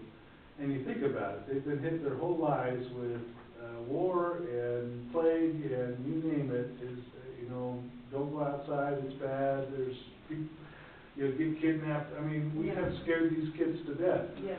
And we're scared. There's good reasons for this, but it's created this atmosphere where kids want to be in their safe place. And the people who research this kind of thing are telling us they don't want to work in a team. They don't want to leave their safe place, which is a place with no windows and where they feel secure. And they can work off of a computer screen. That seems to be the tendency. And we've got to get them out of that. We've got to get them where they can go interact with others and work together. We just had a great conversation about artificial intelligence use in the school district this last week. We're introducing policy for that on guiding teachers and students. And in that whole artificial intelligence discussion, it really wigged people out. And I'll just tell you the quick synopsis of that is think of artificial intelligence as another person in the group when you're doing group learning. And an example was given to me yesterday of, you could have the artificial intelligence pretend it's George Washington. And pretending it's George Washington, you can have a group project on, what do you think of border policy, George? And what do I think of border policy? And the AI will respond as if it's George Washington responding to that. And then, as a group, you get to validate, would George Washington really have said that? Or would that really be how he saw border policy or something? That's how different the work's about to become in schools. Yeah. But you can't It just is work. kind of disturbing. I mean, I like the fact that you use George Washington, but Yeah. you could use. What else could you use? Absolutely. That's the, And you don't you know, could. yeah, you don't know So who's that's- running that AI and. That's how the you're concern, and the hearing AIs what have, you think. the AIs have biases. And Yes. we feel like a new skill set for the current generation is we have to teach them how to detect and verify bias, Mhm. and how to Yeah. argue what's true versus what's not true. That's a challenge, because their whole life, if it says it on the internet, it's gotta be true. True, So yeah. they- Yeah, but now the internet will give you all kinds of things. ChatGPT-4 likes to make white people, and Gemini likes to make black people. So, I mean, that's as of a few weeks ago. We don't know how that's going to develop. I don't know. Yeah. I've never even heard of whatever you just said. Well, those are The types of two AI. different types of AIs out there, Right. but in discussing these things, we're talking about skill sets that will Skill sets prepare is them what we're going gonna forward. do. So, automation and manufacturing is one of the skills we're trying to work on in the area, because if you have an inland port, you're never going to be able to support that with the people who live in Beaver County, and not enough of us live here. Yeah. So that's going to take robots to do the work, and there's whole industries built around building these robots now. I've been in plants that the forklift is not, an operator is not a person, it's just the forklift, and it will load trucks and move pallets and rearrange everything, and people just kind of watch it, and you can test those forklifts and try and have an accident with them, and they will not run into you. And it's pretty. They have, I actually saw one over Jordan Street. Over there, still has one in the warehouse where Bushman was working. As they punch the orders into it, and it goes and picks it up off the shelf and brings it back and sets it off and goes and gets another one. But if we're looking at storing goods and loading goods in our inland port here, that's going to be part of the mix. So we're gonna have to figure out, how do we get the skill set?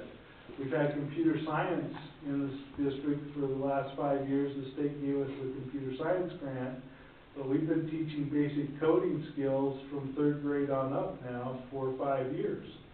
And our 3rd to 8th graders have some pretty good skill sets that most kids weren't getting even in their high school experience. But they're coming now to high school with that foundation, and we're trying to figure out, okay, we don't have enough teachers at both schools to even teach the computer science pathway, but can we get them access through Southwest Tech or SUU to get what they need for the rest of that? Yeah. So we're starting to look at those kinds of things, and then the trucking you mentioned. Millard has this great program through Snow College, and Snow College has parked a trailer and a whole trucking school thing for high schoolers right there in their district. I haven't gone up to tour it yet, but I'm working with my high school principals on getting their schedule out in June, so we can get through the right of first refusal process in July with the colleges, and offer everything at SUU, Southwest Tech, and Snow College, and not have that limit on our students, that they can go to whatever they need. So Good idea.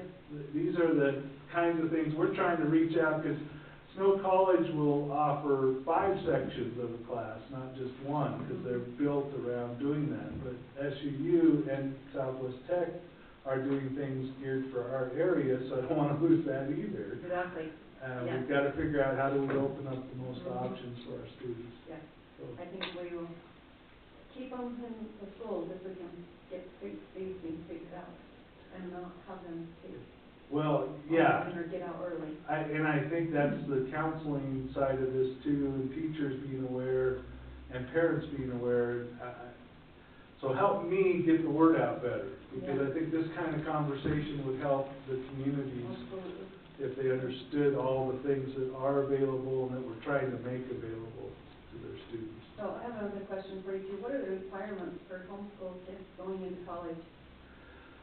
So somebody has to sign off that they have passed high school, which the parent or homeschool community can do. And that's a real scare of, are they ready for college? That's been a discussion for 30 years in education now. Well, it's such a pressure thing too, because these kids in high school know that if they don't have the grades, there's no hope for college. So they're losing hope, but it's even more than that. So we're really pushing, you've heard us push Achieve 3000, and I know the kids do everything they can to achieve their reading requirements for the week and that kind of, they're good at sharing those kinds of things too.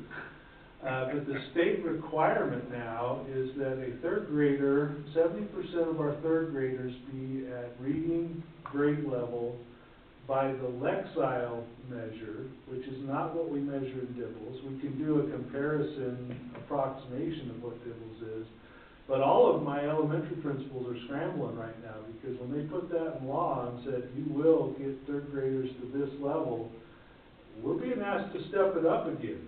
And we're in the process. We just put all of our kindergarten through third grade teachers through 2 years of intensive training on the science of reading to get them in a position to be able to deliver instruction that will get our third graders to that level. And we're now talking about how do we roll that training up into 4th, 5th, and 6th grade with our students as well, or our teachers as well, so that students have that support all the way through. But if we can get them to that third grade target, then the rest of it's not as heavy a lift.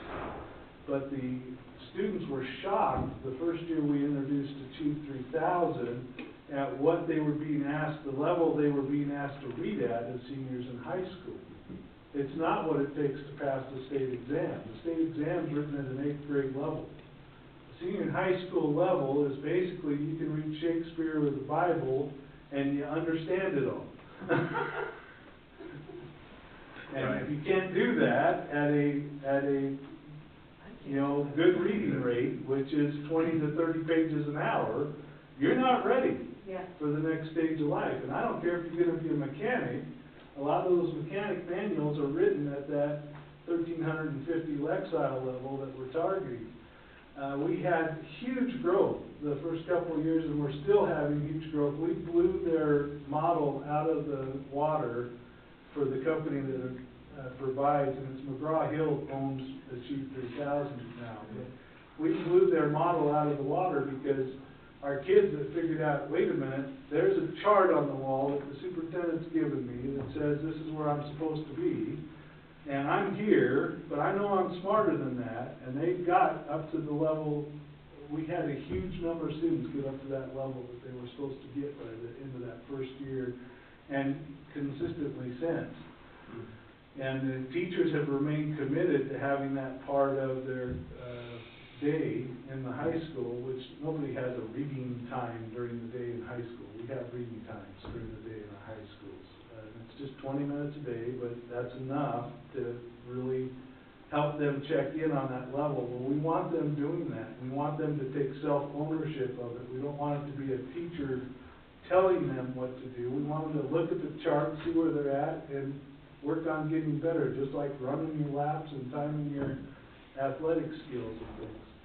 Well, the same thing exists in ALEX for math, but we've tended to use ALEX as a just supplemental, let's... self-motivated type thing. Yeah. Because they can do it at their pace, and that is really... So I'm at the point now of saying, no, we're going to have quarterly check-ins, teachers, on who has done their ALEX level, or Achieve 3000 levels and their ALEX levels. And we're just going to have to keep track, because if we don't start having those targets and measuring that on a regular basis, we're not going to give the kids math and reading. Those two things, if they come out at grade level for those two things, they can do anything in life. And the rest of it is important, but that is the key to all of it, is that they have their math and reading. I think parents, like especially like my husband, they don't understand Achieve 3000 and IXL and Alex. I do, I'm the Yeah. mom. Yeah. But so many, like, my husband's like, what's the difference? Like, what's IXL, what's Alex? I don't even know what goes on here. And so I'm like, I was showing him on their Chromebook the different things that they have to do. And, you know, I have to take my end of level knowledge check, you know, my daughter was saying the other day, and I'm like, I think it's great.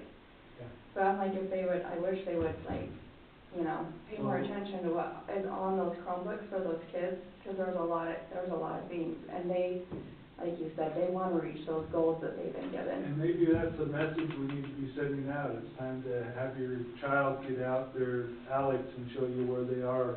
Because Alex is really clear, if they complete their ring, they've met all the things they need to for the growth for the year. And the Achieve 3000 has similar charts in that. My IXL daughter's does too. in fifth grade, and she just finished fifth grade, she can start sixth grade now. Yeah. Some parents don't even want to try to understand it. I think you got half that don't want to even try to understand what you're even talking about. Because I know all about it, and I know. The whole burden is on the school. The whole burden is on the school, and they don't want to. I mean, Well, you and could we're say- aware of that, and so I make my teachers own it. Yeah. Because that's where we're going to be able to be aware of it, but I think we have to keep putting it out in front of parents and telling them, this is what's available to your kids through our Yeah. school system. I think we got to try to close the gap between what's required of homeschoolers versus regular school kids, because there's a big gap there. Yeah. And it looks really enticing for a lot of kids to go to that other side, where it's, and some of the parents too. It's like water, you go where it's Yeah, the least easiest, resistance. easiest to follow, Yeah. yeah.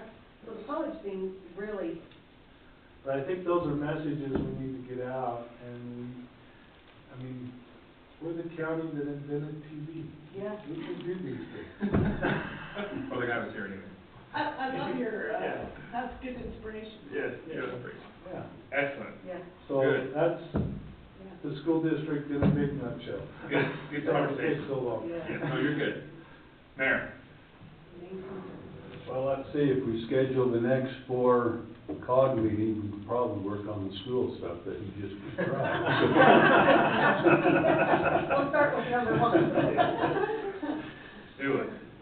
No, just a lot happened down in Milford, like I said, Forge is gonna come back in and do some stuff, we're gonna get an update from them today.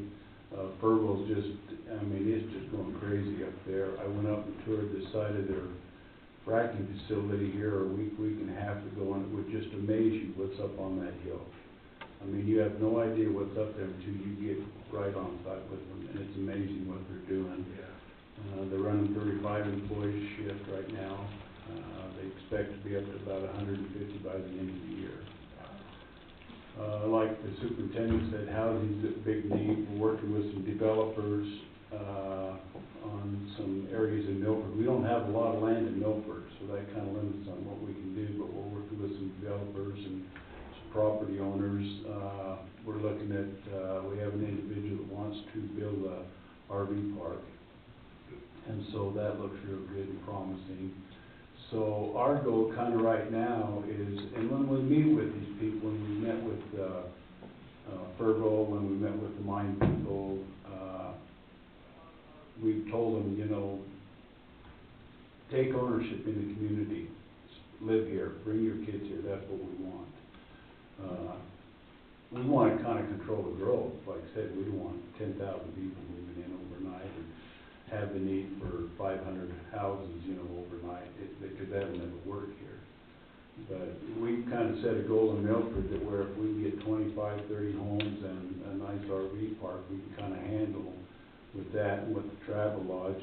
We do have a meeting with the travel lodge Friday, but I think with what the travel lodge has, what the RV or RV park over here has right now, we can pretty much house what people's coming in for Ford right now and Fergal. So the mine's pretty much local. They really didn't give an indication of how many were coming in Have you ever got any numbers from them? Yeah, they wanna be 60 by, I think they're upwards of 40-ish. Yeah, they No, said they they would be could be 60, but then they could be up to 120. yeah, by the end of the year. Yeah. So, and they don't know how many they're gonna bring in. So this is just stuff that, you know, we're just gonna have to work on every day, and then But it goes back. housing's the Housing. biggest issue. Housing's You kind of gotta a have- concern for everywhere still. You know, we've had some developers that come in and they wanna put these boxable homes in. I don't think that's the answer, to have them come in and put 50, 60 boxable homes in. I don't want to see a situation where they come in and drop them, and then in, you know, 5, 10 years, they up and move them out, and then we have an area like Delta has up there where you have just a bunch of slabs up there doing absolutely nothing. Yeah. That just kind of turned into a nightmare up there, and so we're really watching that real close and being real hesitant about, you know, allowing that type of development to come in. So, it's just an everyday process. It's a big short-term moneymaker though. Mhm. Well, that's the problem. If We're they're getting- charging, I can't remember what they were saying, like $2,500 a month to park an RV. Yeah, and that's the problem, we're getting 5, 6 developers a day calling Milford right now. And their idea is just to come in and make money and run. Mm-hmm. Our idea is we want to establish housing, you know, single family, a few small apartments, duplexes, stuff like that, that are gonna be permanent, they're gonna house families here for the next 20, 30 years. So there was, I don't know if you watched much of the legislature, but the last 2 weeks, they were talking about, you know, the funding that they were talking, the single-family homes that the governor was pushing, and they had, several different manufacturers that do the manufactured homes that are actually inside Utah, and they can ramp that kind of stuff up, but they are, I live in a manufactured house, you know, and they're nice houses, they, you know, they're permanent housing, but that's an option. And, there was several different companies that were there talking about anything from like I can't even remember what the dimensions was. They're not single, like trailers, they're double wide, they're triple wide stuff, and that's the kind of housing that can go in a hurry.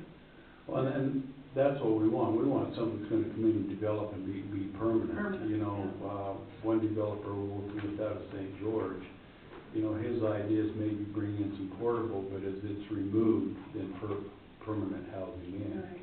So, like I said, he's working with some private owners on the land that's kind of northwest of the pavilion up there. That whole subdivision up there has been platted, and it goes all the way to the water tanks.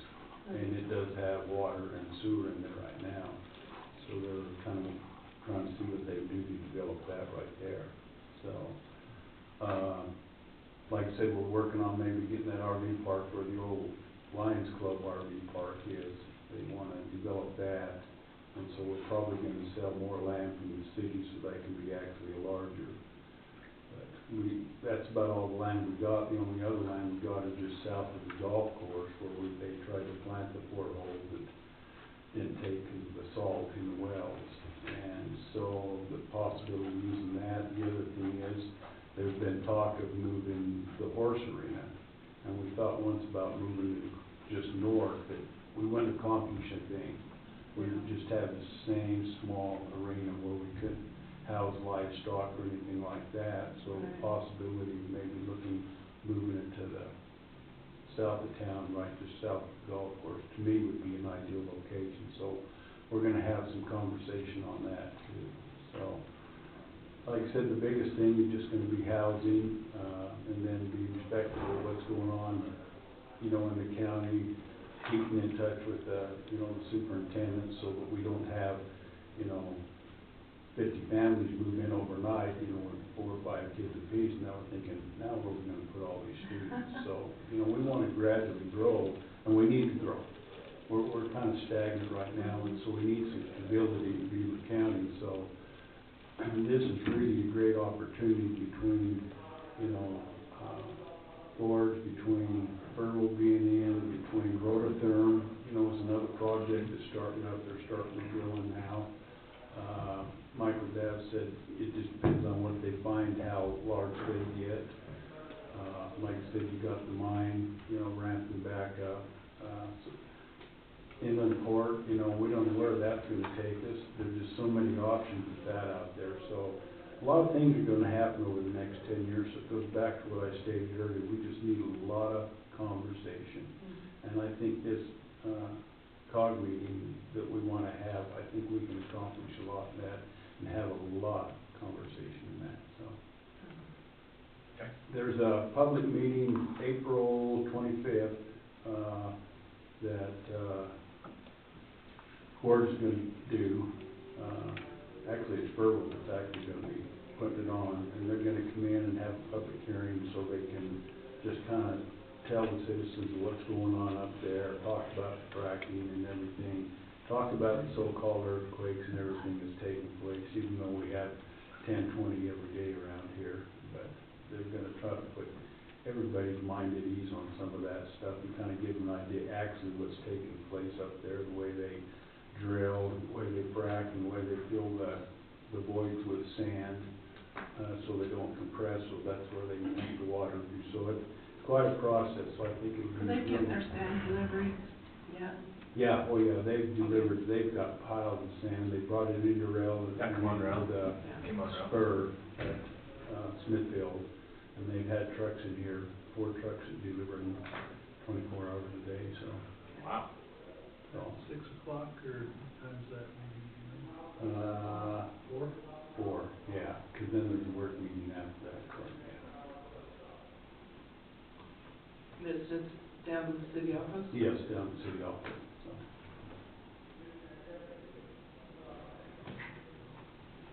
That's about all I got right now.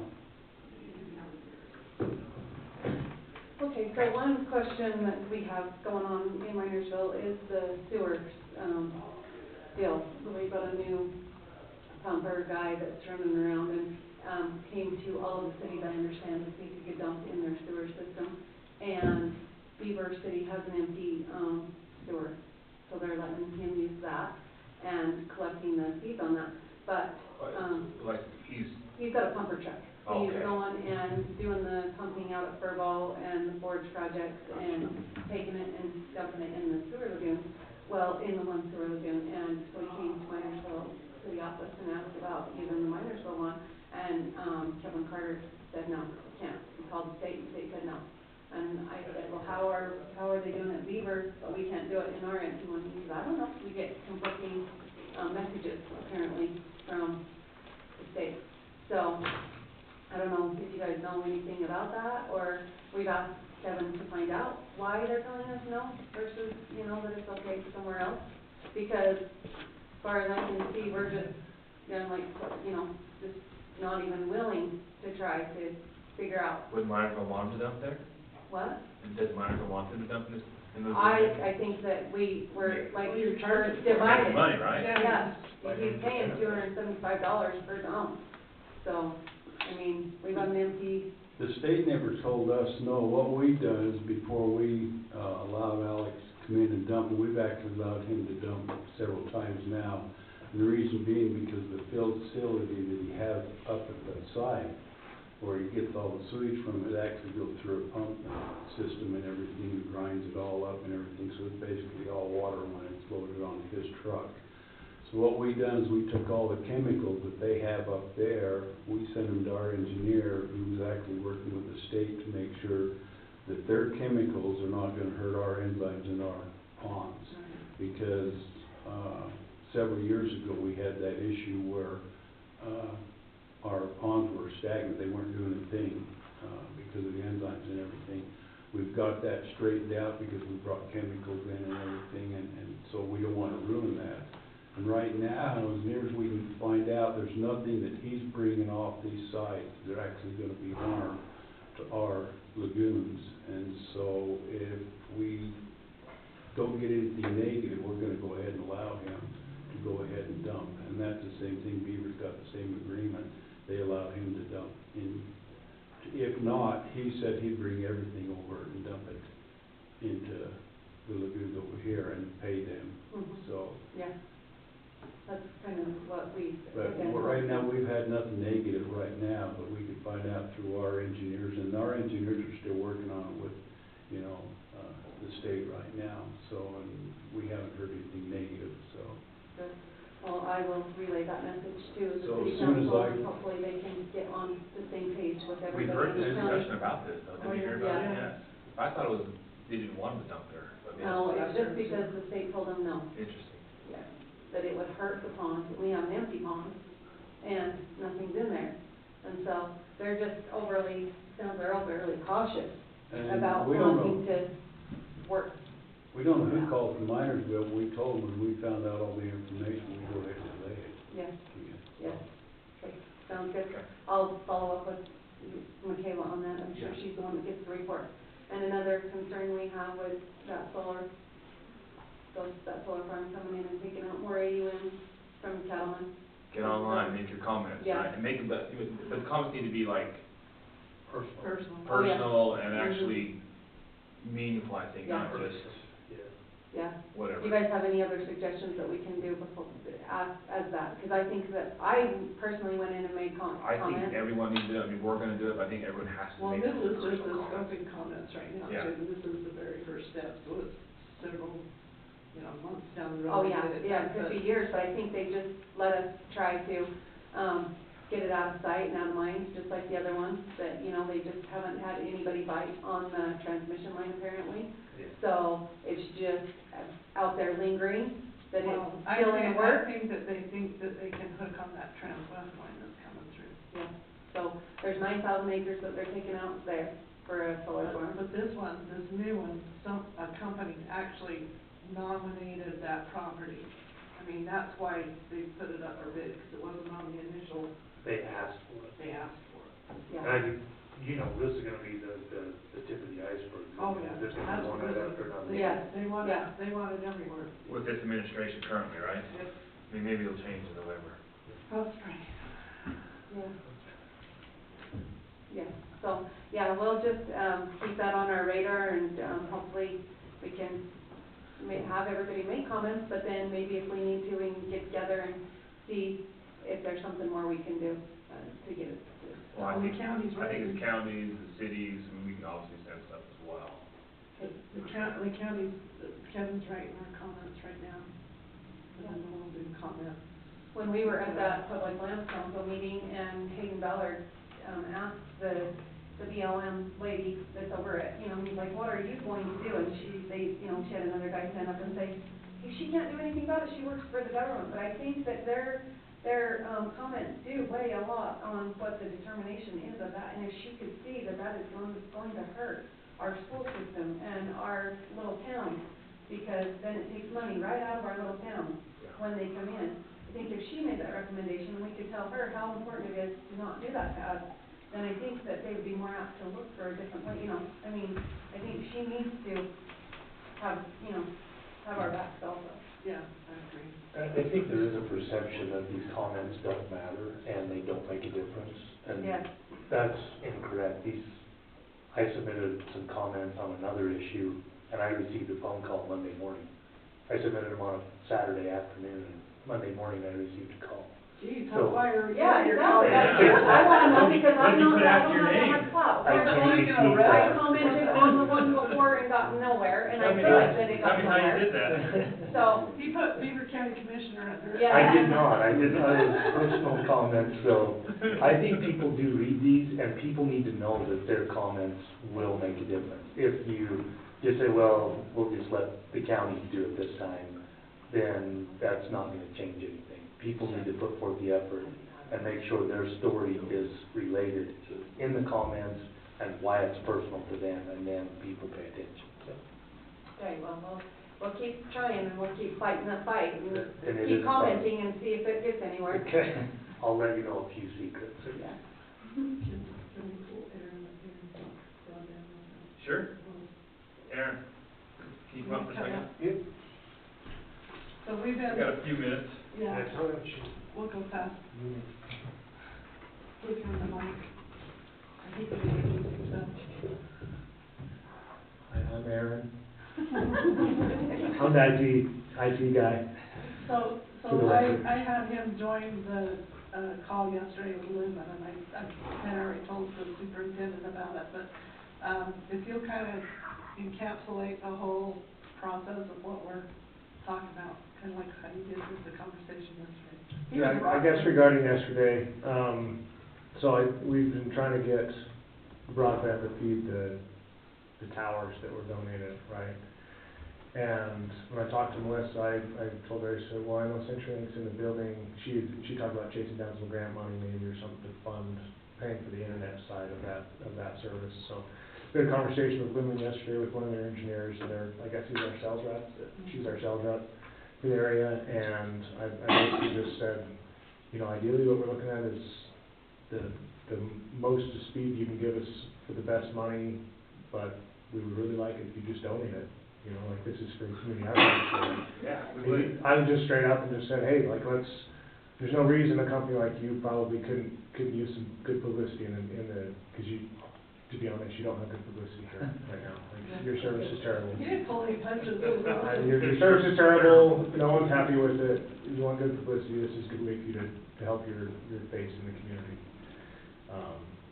And I don't know what's gonna come of that. I think they sound like at the end of the conversation that they're gonna chase down some avenues of, I don't know if we can donate something, but, you know, but maybe they do have something. I guess they have some programs they do work with, some, I don't know, some maybe not-for-profits or that kind of thing, hopefully. You know, because it's not for our benefit here in the building, it's for the benefit of the community, right? That's the idea. Anyway, I know there's another avenue that Melissa was gonna chase down with CenturyCom. I guess they have a connection here in one of the road sheds or something. Do you know anything about that?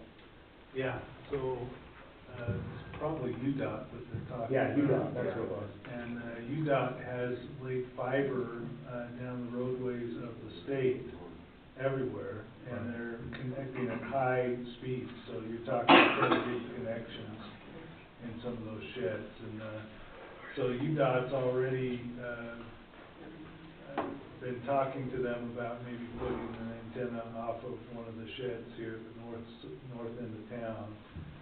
Because what happens with these antennas, once they get up, they'll increase the, efficiency of the cellular networks throughout the area. Right.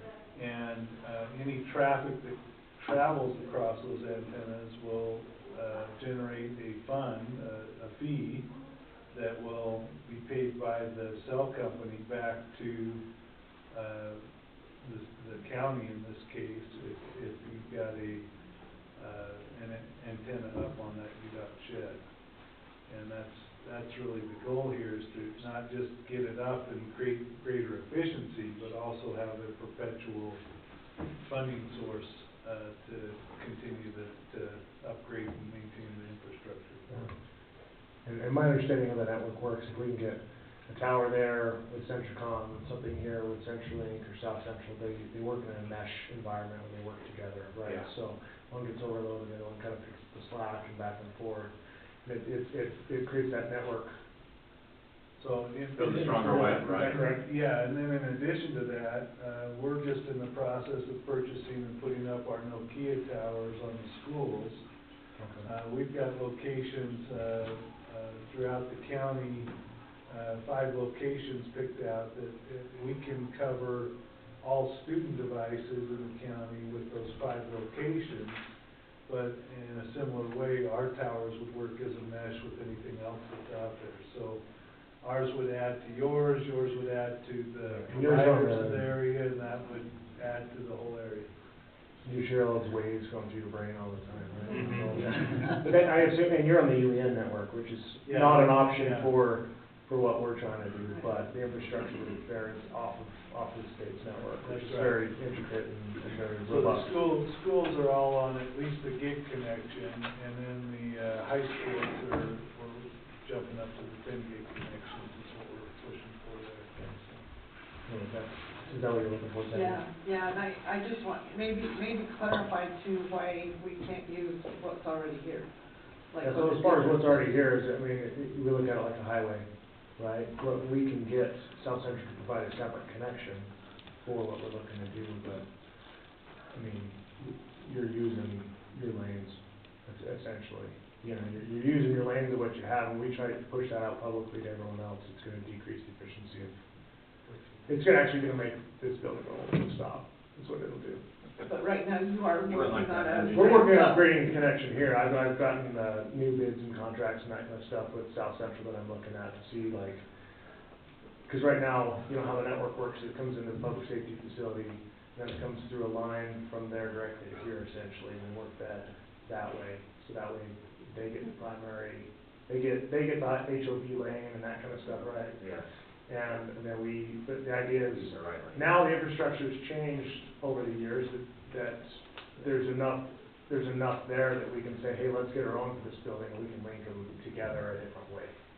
We're looking into that, so you get your own HOV lane, and they have their own, and they can still talk to each other, but they're not impeding each other's, usage. Yeah. So we're just trying to expand that highway, I guess, to put it in layman's term, we're trying to expand the highway so the building here is more efficient, and over there is more efficient, and we'll, Yeah. have less conflict of traffic. Clear as mud. Yep, sounds good. Thank you. Thank you. Thank you. Anything else, guys? Thank you, we really appreciate it. I think this is very helpful in conversations and we'll plan on it, So okay? We'll have you back. Scheduling. You wanna do that? May, June? in 3 months, June? the second meeting?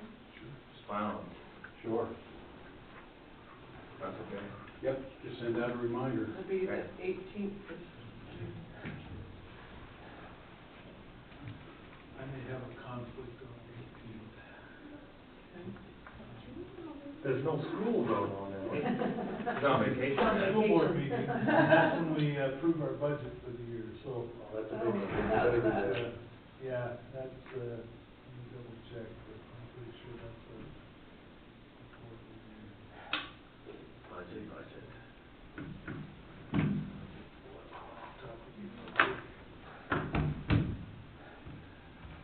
We can try to find another time. Well, I might be able to come down at 8 o'clock, but I'd have to be free after 8 o'clock. Do that.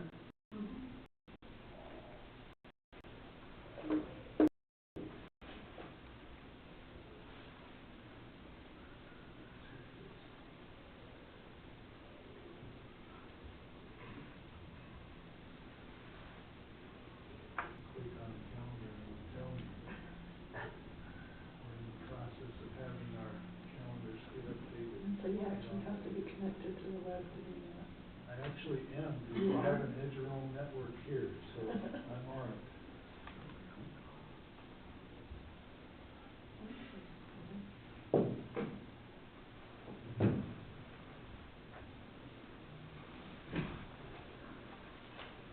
Thanks. Thank you. For Yeah. presenting. Thanks, Jen. Yeah, thank you for Glad to coming. do it. Thank you. Yeah. Yeah.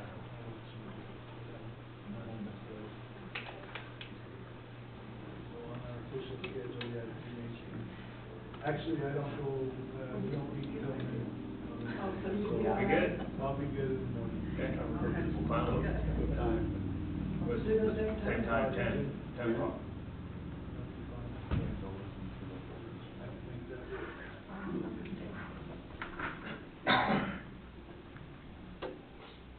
Okay? Thank you very much. Appreciate you both. Great. Thank you. All three of you, thank you. Forge, crew, come on up. I'll find out that information when we get back from our engineer. Sure. Oh, well, whatever you wanna do. Might as well. Yeah. Dr. Moore, how are you? Good morning. Good morning. Yeah. It's good to see you up at the Capitol. Yes. Just for the record, just introduction, if you will. I mean, we know who you are, but. My name is Joseph Moore, and I'm the project manager of the Forge project. Perfect. I'm Christopher Batiste, I'm the communications and marketing specialist. It was my 4-year anniversary yesterday, and I don't know my own title. Yes, awesome. I'm glad you got it down. For Forge or Fourth year. another anniversary? For everything. For Forge. And I'm going to cover and I'm the Forge project coordinator. Great to have you. Thanks for being here. Oh, thank you. So you probably noticed a bit of extra traffic over the last few weeks. Been busy up there. And Nurses say so. And so, just like to tell you a little bit about what's going on, over the next 6 weeks, and then we'll probably have another project beginning in around June or July. Next slide. Thank you.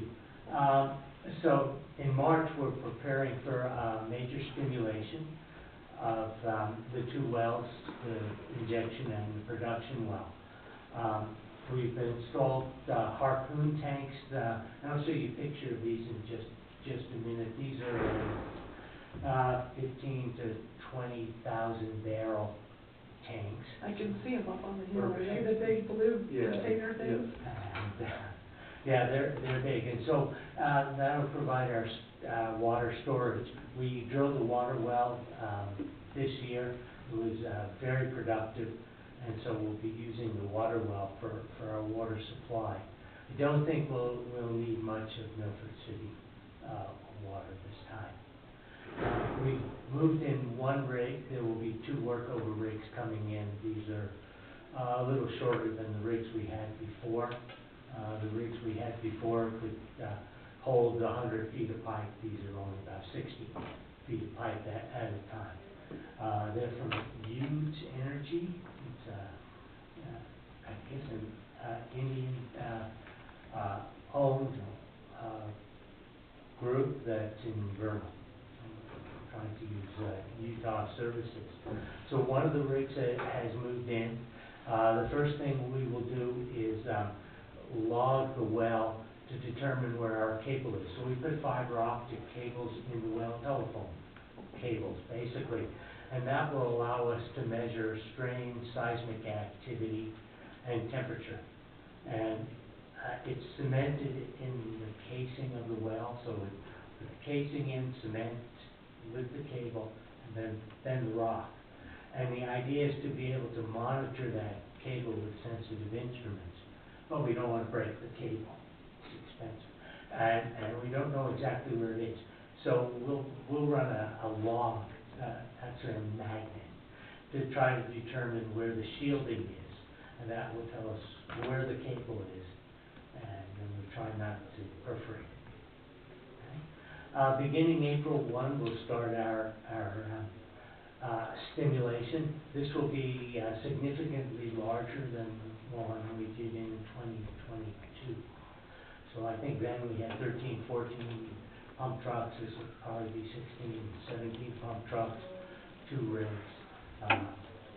And we will start by casing, perforating the casing of the lower well. That's the injection well. We'll set 6 stages with a number of perforations within each stage. Right? We will map where the fractures hit the upper well or the production well, and then we will stimulate the production well. Right? So if charges, we'll set up the charges, pump water into the lower well, the injection well, watch where the fractures that grow, intersect the upper well, and then perforate backwards. And we'll do a very short circulation test of about a day. What's the distance between those 2 wells? 300 feet between the 2? Okay. That's in contrast to the work that Vervo has been doing. Their wells are side by side. Our wells are below and above. And so we're trying to determine which approach is better. Right. I hope they're both successful. Me too.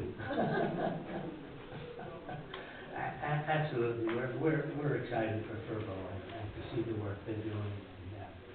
And, as you know, all of the work we did to set the stage is now being used, so we're very pleased that they're using that. Around the end of April, we'll rig down with the 2 rigs and the harpoon tanks and remove the equipment. We're also building 2 large pits now. One will be 75,000 barrels. 1 barrel is 42 gallons. and the second is 125,000 barrels. So this is our water supply for the test. And we will be injecting at, perhaps at 80 to 100 barrels per minute, so 100 times 42 per minute. So it's a lot of water being injected into the well. And of course, we will be monitoring the seismicity, as we always have done. And the 3 libraries will, be able to access that data in real time. In June, July, we'll conduct a 30-day circulation test. So most of the equipment will be gone, will be 1 or 2 trailers, and we'll simply be pumping water from the injection well to the production well and back. So we just circulate water for about 30 days to see how well we've done, whether we can get flow rates that are commercial, and how the temperature declines over time. Okay? We've had good progress on our DOE program. We will continue through 2027, and I'm hoping to extend that to at least 32. We will continue at least for another 3-4 years. You got any funding locked down? Not yet. I'm expecting, at least for the next phase to begin, which should begin in October 1, go for 3 years through July of 27, about $100 million, with half of that going to external research and development projects. We've got 2 congressional staffers here who want to whisper in their ear. Better meeting. Not enough. Nowhere close. We'd like to see $35 million a year for operations. There's a lot to be learned. I think that the biggest issue that we face is we need the tools that will work at higher temperature. So clearly, the higher the temperature, the more energy we can get out of the water. And so right now, we're kind of in this 200-degree C range, 400 F, and we found that oil and gas tools don't work above those temperatures. And so we really need to go to, I'd say, 250 C, but nobody in the industry is willing to put the kind of money they need into it to build these tools that we need. These are drilling tools, these are flow tools, additional bits. As you know, maybe the most important success has been demonstrating that we can drill the initial wells. We can drill the wells 50% faster, which means we can drill the wells 20% cheaper. And a typical project, 50% of the cost is drilling, 50% is the plant. So we have made significant cuts in the project. When we can reduce it by 20%. So that's the kind of work we need to continue. If I can have the next slide. I just thought you'd be interested. Let me finish with this then. Obviously, we're going to continue to use local services, lodging at the travel lodge. I think we've got that booked basically for the month. Using Rollins for dirt work. Steve, the electrician, and Rollins Welding, Rollins Machine for welding, and the restaurant's hardware needs, anything we can use, we will. We moved as far as Beaver for additional lodging, additional services. Really dying up in Delta is providing fuel. I think Hero is still providing our services, sewage services, local cleaning folks are helping out. And so whatever we can use from Milford, we will. And that's going to be at least 30, 45, 50 days. We'll continue to reach out with our activities, outreach activities, communities in school. I guess you know that, and Kristen Gosha can talk more, We're conducting in-class presentations and poster contests in 5th and 6th grades. There's a Utah-wide song parody contest that's ongoing. We've produced a new video highlighting the community support, and it's just been incredible. DOE has come back and said the video is just amazing. Well, you had some shady characters in there, but other than that. And they're just so happy we've been able to do this, and we're finishing up a virtual visitor center right now. Chris has been working on that. I want to make sure that even though we're gonna be busy over the next couple of weeks, you're always welcome. Let me know, and we will Are you arrange. camping out down here now?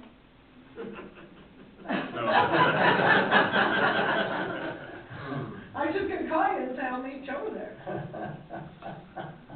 But we're happy to have field trips. You know, if you want one, just let us know. We'll make the arrangements, and as always, we want to know that we're happy to accommodate you on I'd those like to be trips. there when you're doing your injection. Beginning April 1. April? So, April 1 to at least through the 15th, 20th, and you should plan on a visit. We're hoping for a visit from S2, right, Deputy Secretary Oh, Turk. I'd like to do that. And that, we're hoping to schedule the second week in April. And if we do, I'll extend an invitation That'd be great. to everybody here. Yeah. I think it's important that you meet with them. Okay? Next slide. Almost finished. Just a picture for those who Oh, that's what they are. curious Okay. what these harpoon tanks look like. Well, I was looking at them from clear across the valley, and I'm like, yeah, those things are bigger. Yeah, They are huge. they are huge. And the water well is a great well. It's 250 gallons a minute. It's good water. We've filled up these tanks no time flat. And just behind the front tanks you see is our pits are being built. And they will be lined, I think, this week, and then we will fill them. Probably be able to fill them from our water well, which is up by the two tanks in the distance. Okay? And then, the next shot. This is just a view of the April 2022 stimulation. Each of these pump trucks, the red pump trucks, is equivalent either to a D8 cat or a locomotive. And it's just big, powerful. We have so we'll have more of those, slightly smaller rig, but two of them side by side. And there'll be a few more trailers. There's a guard station, the command center, and there'll be two trailers for our drill site managers. So we will be 24-hour operations.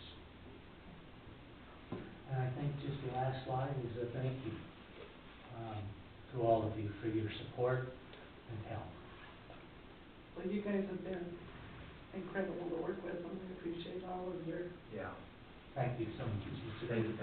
It's really been great. I would just say this is a perfect example of why research and development is important, because you guys came in with a plan that we hoped would work, and then we can now see that it does work, and Fervo came right behind you, and they're spending money, they're talking to producing upwards of 1,000 megawatts out of our valley because you guys came in. So I think it's a perfect example of why that money is important and why we need more, right? I think so, and with your help, we've demonstrated this is the very best place in the country for this In kind more of. ways than one. For developing. No advice. No, it really is. It was, the group, there were about half a dozen initially in about 2014 who approved our project. And they concluded that this was the best. Yeah. And some were from Europe who were on that panel, and some from the US. So, That's awesome. Thank you. Thank you so much. You've done an incredible job, and the faces of Forge, you three, are just awesome. I can't thank you enough for the Well, we relationship appreciate he's the built, so. support, we really do, it's very kind. Okay. Thank you. Thank you. Good to see you. Thank you. You guys have a wonderful day. Thanks, guys. Ginger, Yes. you have something? You have something in front of you. It's a request for an indigent burial Oh, yes. for a person that has no known kin. So as you know, it's our responsibility as a county if there are no means to be able to give somebody a proper burial. We're willing to pay for cremation in conjunction with mortuary, and with your approval, I will gladly make a check out to Southern Mortuary to assist with this person's burial. So moved. So moved. Got a second? I'll second that. All in favor? Aye. Thank you. Thank you, ma'am. You're good. No need for deliberation on that. There's no place to sign anywhere, is there? No, I'll just take it anyway. Okay, thank you. Hey, hi, everybody. Hi, Tracy. How are you? You're up. So the Democratic presidential primary election went well in Beaver County. Thank you for your help with the audit this morning with our special guest, Jake. Not from State Farm. Not from State Farm, but he spent probably another like 45 minutes to an hour with me going through a bunch of things, and they are slated to do their entire state audit again. They're supposed to be doing this every even year. So he will send somebody back in June. So we'll just keep seeing them, and it's really helped with statewide processes. So he was just reviewing all of my paperwork and processes and asking questions. But as you know, there was no inconsistencies with the audit.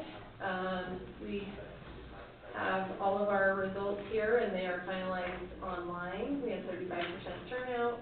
That was a grand total of 72 ballots. And then we'll obviously have statewide primary, all the way down to potentially local if that happens, and that'll happen in June, 10th of June. Excellent. Any questions? Good job. Thanks. Thanks for running Glad we a could help. great election. Yes. The election process went well. Yes, it did. Good election. So I think we need to have a motion to approve the camps, correct? I'll make a motion, we approve the election canvas for this Democratic election, primary election. Perfect. I'll second that. All in favor? Aye. Aye. All right, thank you, unanimous, thank you. Gonna be a busy year. It's gonna be a busy year. Yep. We can do it. Thank you. Yep.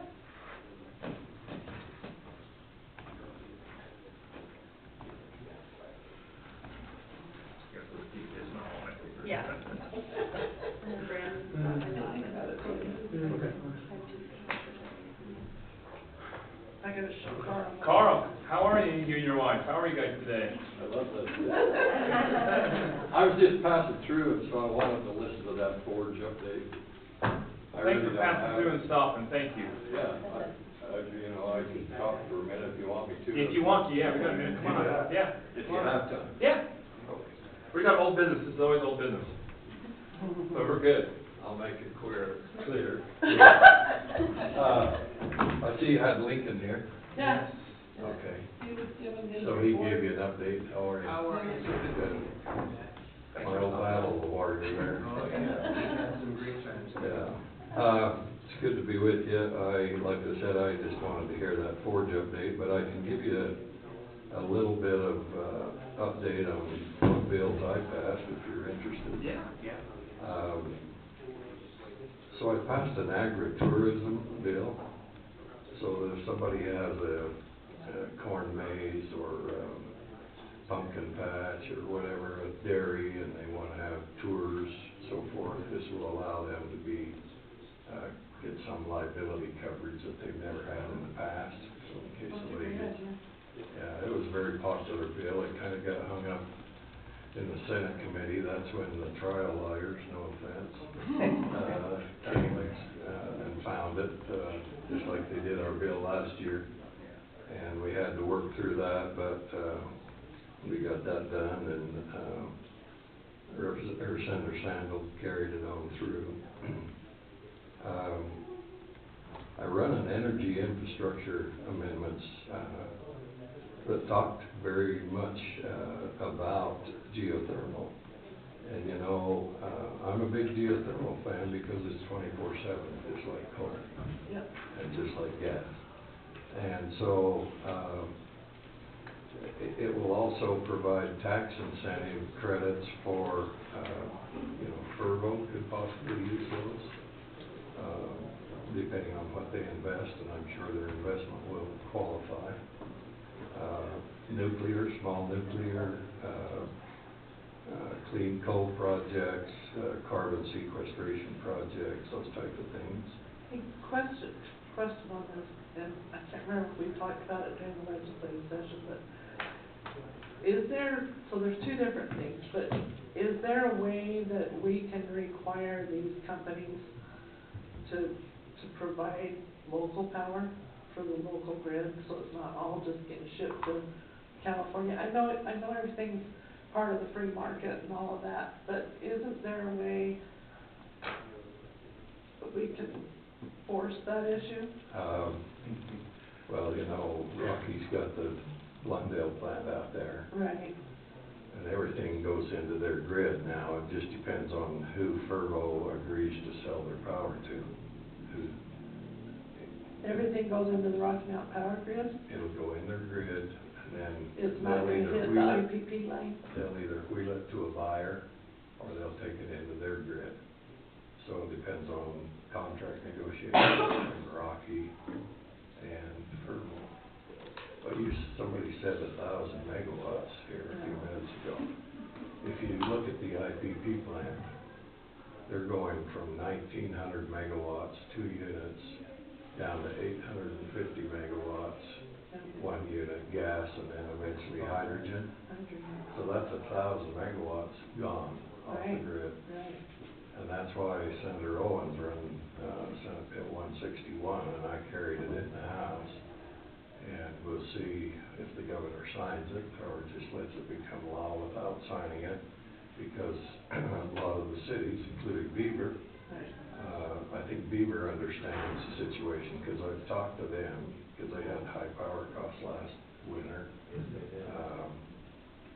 They understand that we need more base load power. They got caught in a market situation, and it really burned the school district and others. So, yeah, that'll offer some tax incentives to those kinds of projects. I passed a livestock grazing bill that says grazing is a right in the state of Utah now. We can't change federal law, but we now, our statute says grazing is a right, just like a mining claim right, or just like a power line right-of-way. Grazing is a right in the state of Utah. And what that'll do is it'll give our Public Lands Policy Office, Vince Johnson, a little more ammo in his belt when he sits down and negotiates with federal agencies.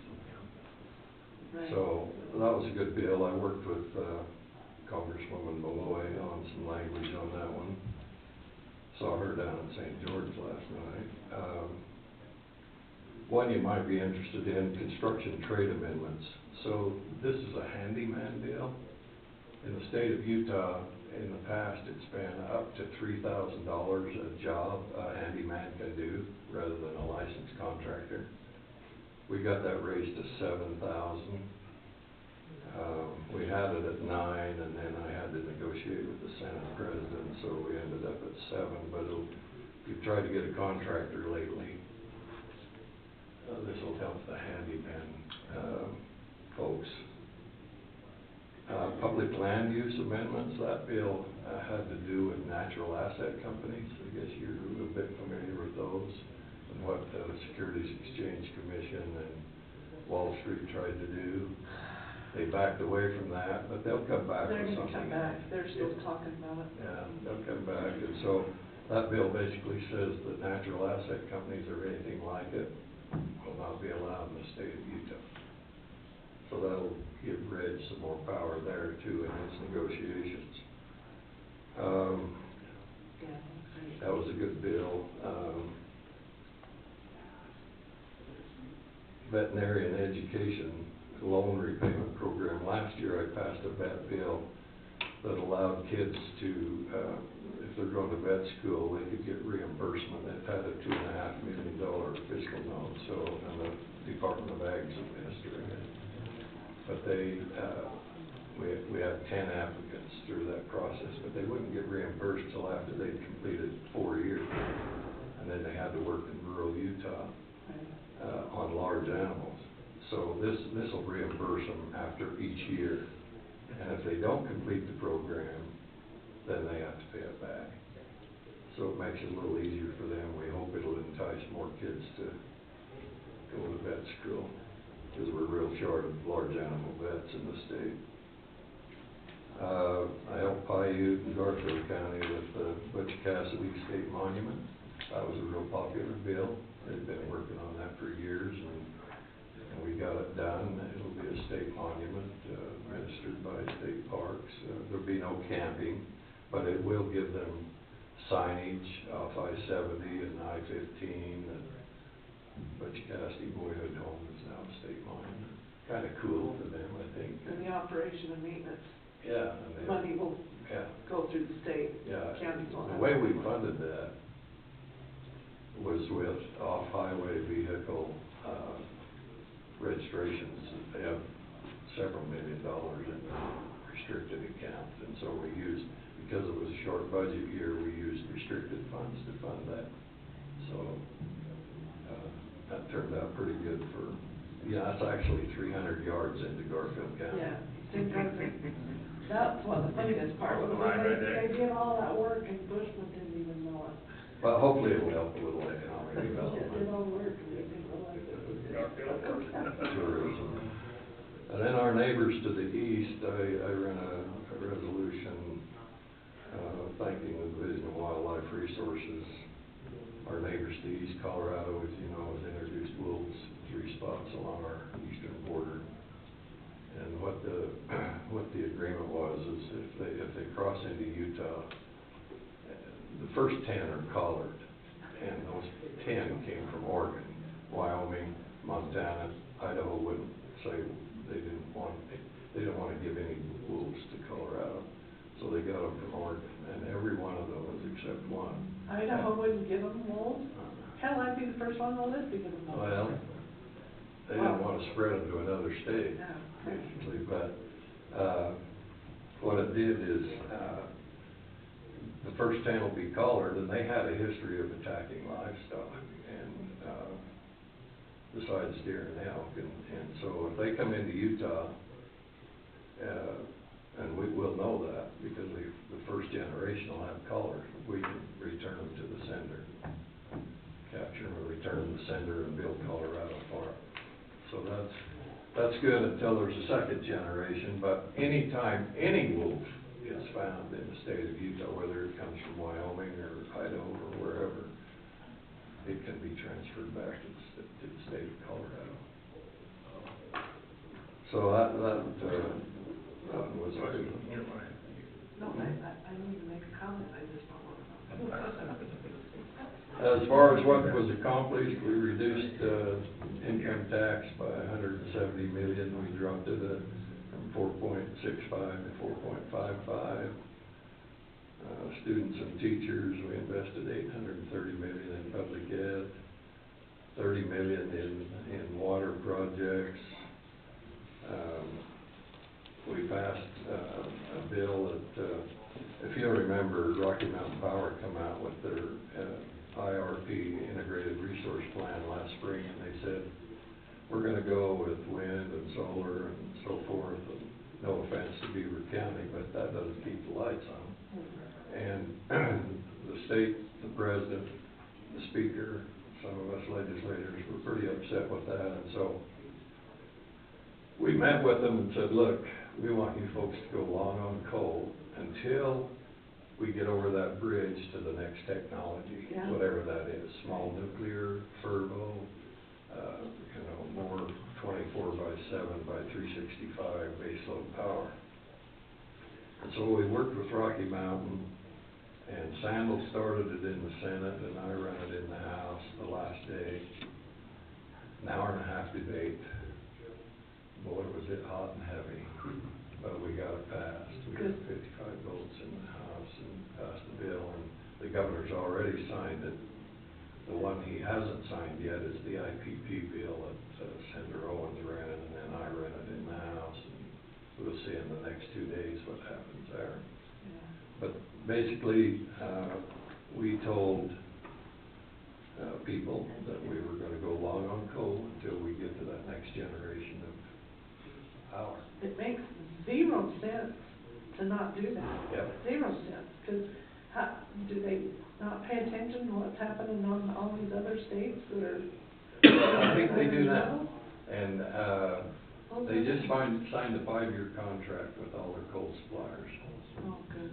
So that's a good thing. We put $2.5 million in shared stewardship program.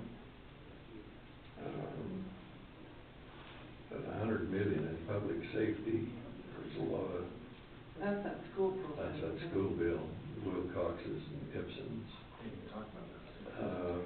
20 million toward housing affordability. 55 million into transportation. Those are some of the highlights, but we did get the $1 million that you were talking about for the food security grant program. I run that appropriation, we got that. Thank you for that, too. Thank you for that. Yeah, You always take on the tough ones. Well, that's right. They're No fun if you don't, right? They're the smart ones. They're the good ones, yes. I was 7 for 7 on my appropriation request, but in a tough budget year, so. What else? We got, your legal services, contract legal For the services 5 for the counties. 5 counties. Yeah. Got that approved, that was $650,000. 650. Yeah, it was a good year for me and a good year for rural Utah, I think, in a lot of respects. We just have to keep battling. Yeah. We do, but Appreciate all you do, you know, when. You're the best. Well, when you guys come up there and you testify on one of my bills, or, we got a hospital in San Juan County. Yep, I that's don't the even hospital. represent it. But I ran it, and it was $20 million, and I think it was all grant, so. Oh, did they end up finishing that with the grant? Yeah, so they'll be good to go. Bruce Adams, he gave me a big hug yesterday, about squoze me to death. Well, he called me, I don't know if he knew the whole history behind this, but I said, if you're gonna get it done, you gotta call Carl Albrecht, and you gotta call Dave Hinkins. So did they run it in the Senate? Well, it was an appropriation. Oh, it was just an appropriation? Yeah, so I ran the appropriation. Okay, anyway, so then, he said, well, what do I do now? I said, let's go talk to the governor. So I called the governor and got that lined up, and me and him and Leland all went up. And I'd already done a bunch of prepping. Bruce had already talked to Spencer and done the same thing. We sat there, we had to wait for him because he was in another meeting. And we were sitting in his office at his, the little table right there. He walks in the back room, he goes, let's build a hospital. And I mean, me and Bruce both got all teary-eyed kind of thing, and I mean, it was a heavy lift because some of the people that were doing the money end of things didn't understand how serious he was. Well, and what was neat the day I presented that in committee is all the rural commissioners We were all were there there. supporting that. And that's what it takes. It We've is. all got to lock arms and be strong together, or they'll knock us off one by one. And it's still a battle, fighting the face of Dixon line, I guarantee you that, so It is, we have to work together. well, thanks for running, Ken. Yeah, thank you, I appreciate all you do. I won't take any more of your time, I want you to know how much I appreciate you being up there and getting involved and coming to rural caucus and bringing us some squeaky cheese. Always. Especially Did you see Mike's post the other day? I don't think Oh, he yeah, ate I any of did. that squeaky cheese, I think he just kept it in the fridge. I'm like, what, you're supposed to eat that when it's fresh. Yeah.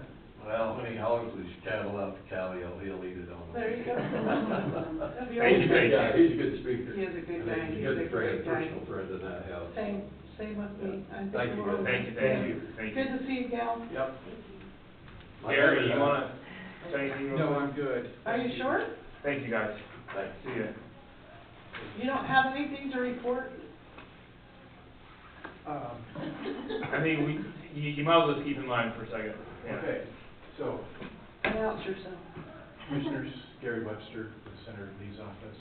I came specifically for the Forge, interested in that. Thanks knowing for the support there.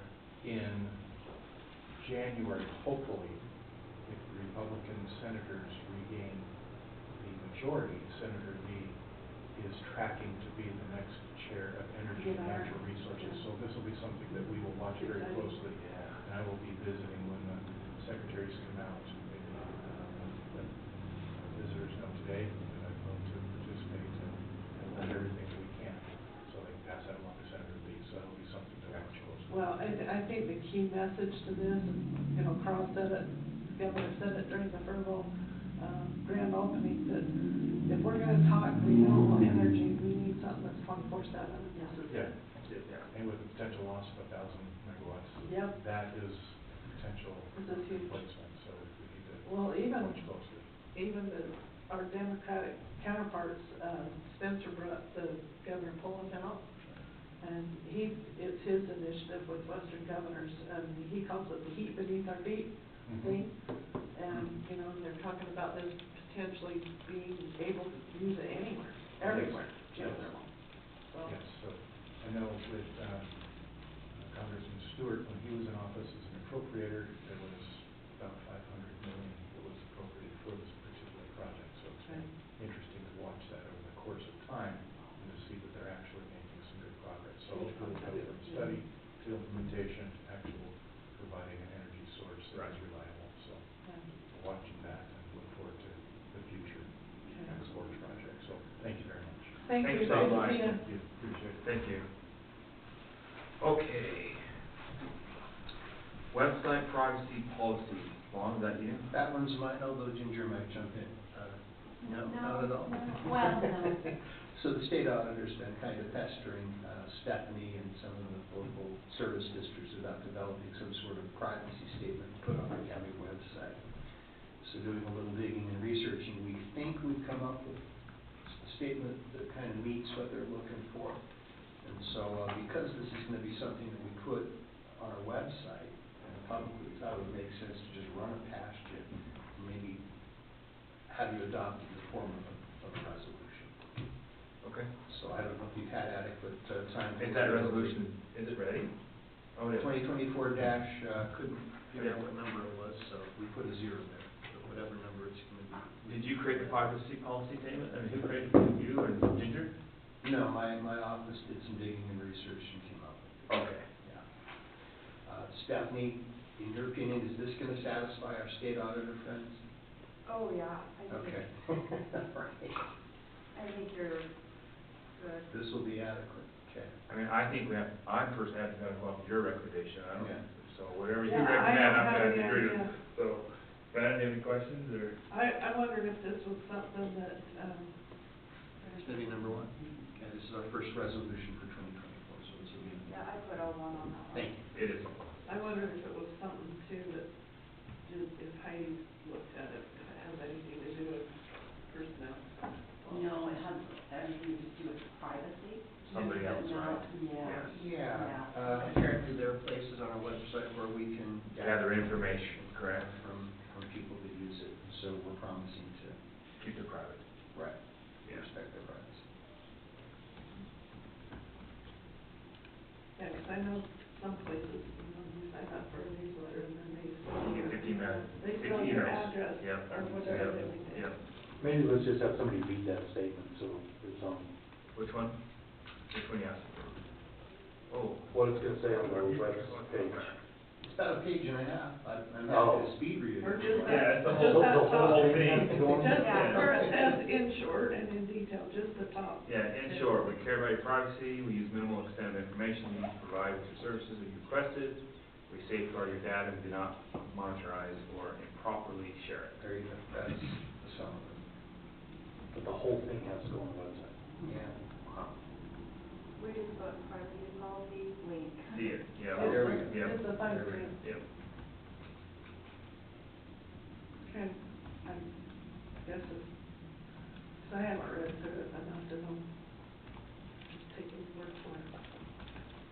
Probably shouldn't have written that one. I don't think it's how your big You were town thinking there. of just put it up without your approval, and then we thought, Oh, nah, okay. nah, Well, then we need the stamp of the I make a commissioners. motion that we pass the resolution number 2024-01, a resolution enacting the privacy policy for our website. Well said. I'll second that. Any other questions? No, all in favor? Aye. Aye. Oh, roll call vote Oh, on that one, yeah. probably? Sure. Commissioner Yardley, aye. Commissioner Pearson, aye. Commissioner Holly said aye. Thank you, Commissioner. Thank you. Appreciate that very much. You got the next one too, meeting amendments? Yeah, so let's just turn a page or two in your packet. Let me give you the short version first, and then I'll give you Okay. the long, kind of brain bending. Brain bending. Yeah, the brain melting out to your version if you want. So you remember a couple weeks back, we talked about House Bill 36 changes to the Open Public Meeting Act. We should have included Representative Albright in our conversation. Right. Don't think about that. But in a nutshell, it is my opinion that now that I've read through the whole bill, including the additions to it, I think we're still okay. I think you can still need to discuss managerial and operational matters. Okay, so after May 1st, you're still going to be good to occasionally need to discuss managerial and operational matters. Beyond that, if you want to have your brains melted a little bit, you can read through the language. They completely changed the way that they reason through this. Rather than defining what constitutes a meeting and what doesn't, they instead focus on the content of the meeting. Yes. Right? Yes. In other words, what is relevant matter for public discussion? Yes. And then what's not relevant for discussion at the public meeting, right? And so what they're saying is, look, if it's stuff that has to do with the people's business, buying, selling, it's government business, stuff you gotta vote on, legislation, stuff that affects the public, yeah, that absolutely is relevant matter for public meeting. But if you're just talking about managerial and operational stuff, just routine administrative stuff, that's not relevant matter. Right. And so we don't need to discuss that. Okay. Cool. That's what we should try to stick to all the time. All right. So I think you're fine, continue as you are. Okay? Thanks for following up on that, that's really helpful. Absolutely. Yeah, thank you. So if you wanna read it, it's in your packet. I do think Johnny was going to send us some, he said he's gonna I read got an that. email from Joey about something. Yeah, but I don't think it was on that, was it? That was something else. Yeah, 'cause he was gonna do us a rewrite or a new presentation on the open meeting. Email to you with this amendment to that policy. Yes. Yeah. Okay, thank you very much, Ron. Yep. Yes, Ginger, clock maintenance. yes, so I reached out to Johnny Miller and his group over the clock maintenance and the winder, and if it was possible for us to, carry liability for them to maintain our clock, wind our clock, and they will not. It's on us, so, I think it's, for us, I think it's just a decision. You don't insure or cover liability for people that mow your lawn or spray pesticides or anything like that you're doing. I think you're gonna treat it the same way. So I think it's just a judgment call that if you want them to maintain the clock, he covers himself or not, it's on him. It's not the county's responsibility to cover him. I don't think it makes any sense to make him an employee as we were discussing before. I think you just pay him another contract, to maintain the clock, to wind the clock, whatever, and let them make it their call if something is going to happen.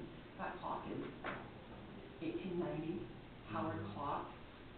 So I think in actuality, if something were to go wrong with that clock, you're not gonna find anything to repair with. You're probably gonna replace it with something that's today's technology.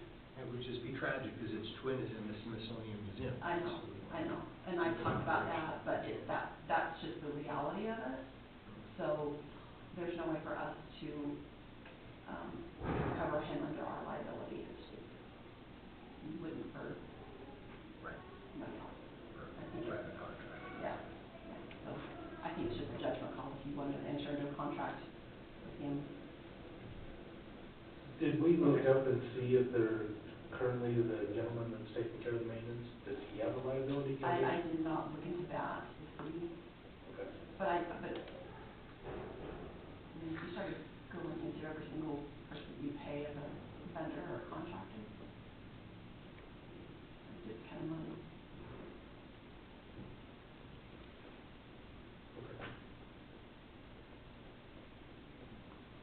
Well, it's good information. We'll have to kind of make a decision, I guess, Yeah. about where we go from here. I don't know what the other guy has, but we don't know if he has insurance or not. The other I guy. would hope that somehow it was a bond. There's lots of times you have people that do janitorial service, that they carry bonds just in case, you know, they get injured or whatever. Yeah, I think he's more worried about injuring himself, right, versus the clock, or maybe both, I guess. Yeah, I I mean, think so. But, like you said, if that clock is damaged, it's not like we're gonna buy the one from the Smithsonian. We don't have it, Impossible, this an is, impossible this is all we replacement. have, yeah. so, And so for us, it's about finding someone who's competent to care for it. Right. And who can maintain it for as long as we possibly can. right. So it's a And it could be triangle. absolutely no issue. It could be just, done, you pay him for his work and that's that. So, So we need to discuss that and then have him come back in if we decide to award him with that contract. yeah, Okay. I just did have him have somebody else, I agree. because nobody knows if the other guy's bonded or liability insurance, and it shouldn't make a difference. I agree. I think it's a judgment call. Well, we can award him the contract and tell him, you know, go for it and see what happens, I guess. When does you know. when does that come up again? When does the maintenance come up again? When we have it on a calendar? Well, he only did it once a year, so. Yeah, he only did it once a We year. plan to do it twice a year. Yeah, just do it twice a year, so. And that contract expired, if I remember, Yeah. it's the current one, right? Okay. That one's with Walt for the winding. This one was Mr. Bradshaw for the. Yeah, but the other, But the guy that was doing. The last time we paid him was in April of last year, Right. the other guy, that big gentleman from Beaver. that's recent. So, he's wanting, how often Walt wind it? Absolutely. Twice a week. Twice. I'm sure he's not sure either, so. Do we wanna award that contract today? You can, Yeah, why not? more than sending the award that he's got it, that's fine. And hopefully he's willing to do it without insurance. Yep. He might be watching, he couldn't come today, but I told him it would be a discussion, he could do it on YouTube, so I'll get with him. Well, I think I'll entertain a motion to award the contract, and we can kind of, you know, So moved. I'll second that. okay, all in favor? Hang on. I'm ready for that. Oh. So I got Commissioner Yardley with the motion and Commissioner Pierce with the second. Okay, I'll fix the rest of it, Commissioner Harrison. With, the contract that Sid presented last week, correct? We have that. I don't have it in front of us, but I have it in the room. I made I wanna say it was $650, it was what it was, I think, I think so. if I remember correctly. Where the other, clock, the other clock vendor, his was 1180, I believe. Yeah, Yeah. yeah. And For Sid's what? Clock gonna and do it. Instrument Repair Incorporated is what his is. Yeah. And, yeah, we paid 1180 last April, Yeah, so it's half the price. half the price, and you can do it twice. And he's local, And he's local, So if you ever had an issue, you could actually call him and he could probably go. More accessible than. And the gentleman with Clock and Instrument Repair Incorporated, I think in Blake, he, is the one that trained him. yeah, he actually recommended to do it too as well, so. Do we need to reach out to him and let him know not to come in April, or? We'll probably just send him a letter, Okay. telling him thanks for all his service, and we've awarded the contract to Sid. Yeah. Which I think is what he wanted. Yes. So Stephanie, we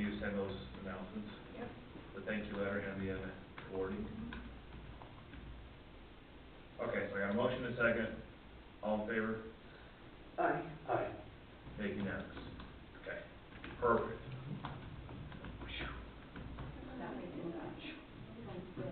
You got 1 minute apiece, just, did you have anything else?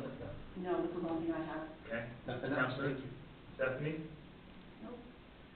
Which commissioner wants to go first? So are you gonna, Do you wanna talk about that? well, I need to, but we talked about if we go into closed session or not. But before, so think on it. Cause we could maybe discuss that in our business meeting, trying to make a decision at this point, aren't we? Well, we didn't talk about it yet. Okay. So Flipco, it will be here April 10th, Redville. I think at, I can't remember what time, 8:30 or 9:30. Something like that. Is it 9:30? I was thinking it was earlier than that. I have meetings here that day.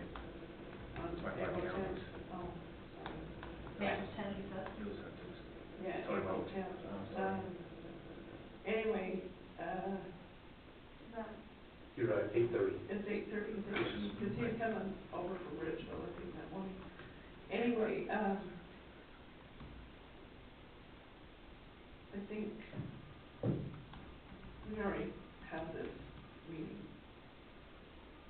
commission chambers or meeting room or whatever. But what I'd like to do is pull a raising meeting together while he's here. And send that out, because we haven't done that for a couple of years, we didn't do it last year. Anyway, have to invite the BLM and the Forest Service and everybody else, like we've done, since I started, but, so Stephanie, you wanna book the commission chambers, ginger, whatever, but commission She chambers? can, I can do it. Well, she, Yeah, and then do you wanna send a letter out? Oh, I already wrote it, okay. they called me. Well, you only have a meeting room, not the chambers, so. Oh, I can just change it to next year. Anyway, I wanna do the, grazing meeting here at 9:30. We need to send out a grazer letter, and I can have, anyway, we've got business, everybody want BLM, Forest Service, the congressional folks, all the staffers. And Iron County did theirs a month ago. Crazy meeting. Actually, it wasn't even Iron County that did it, it was that public works council. So the other thing I've got is, we're gonna get an invoice, but I actually have an invoice for the PLC dues, that $1,000 that we've done the last couple of years. And then,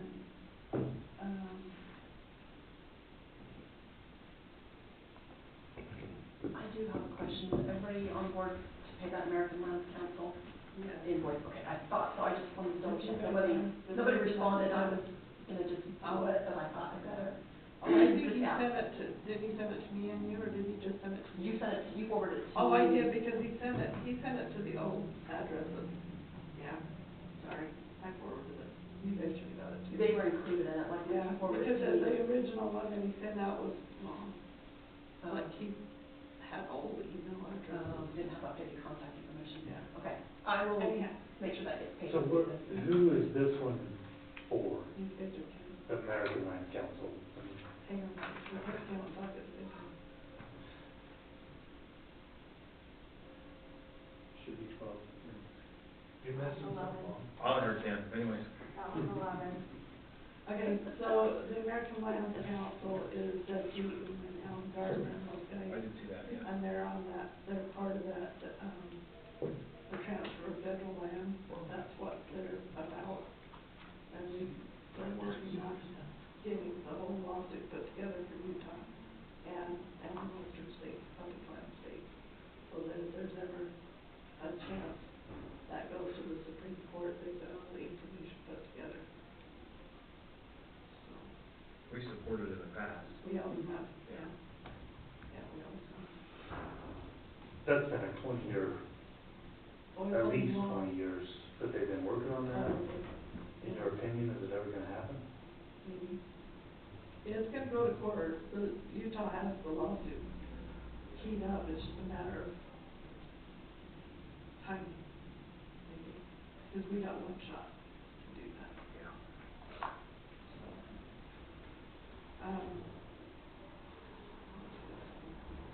Any other things on the closed session really quick? Okay. So I've got a water users meeting in St. George today that I'm headed to 15 minutes ago. A BLM RAC meeting tomorrow, and then, watershed council meeting on Thursday. You plan on attending Yes, that? and I have a state watershed On the council fourth. in the morning at Oh, it's- 7:30 in St. George. In St. George. And then you have another one on April 4th. Are you planning on attending that? I have so many of them on my calendar. I wanted to make sure that one was on your calendar, and then, April 4th. yes. So this Oh, I cannot go to that one. I'll be out of the state. I think you can designate You, the chairman to go okay. instead Will of you you. take care of that? April 4th, where's that at? It's at DNR. Salt Lake. There's also this Thursday, is economic development at 8 o'clock, it's in Milford. Yes. I cannot make it this time. Are you gonna be around? Is that because it's in Milford? No. Literally, it's because I have to work, unfortunately. Yes, I can make it to that one. Yeah, and I'm planning on being to that one too. And then I've got, NACO rec meeting at 11, and then we're, Watershed in Enoch.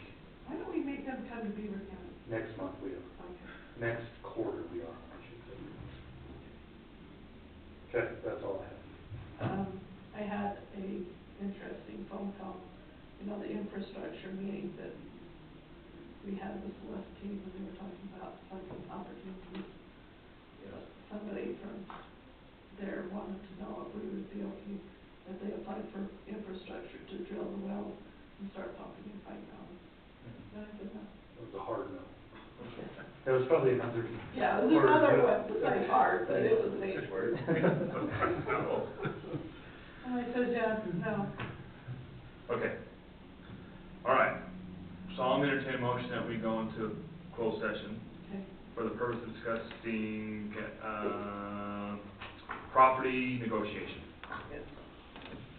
So moved. I'll make that motion. Commissioner Pearson, aye. Or I'll second it, I'm sorry. I'll second it.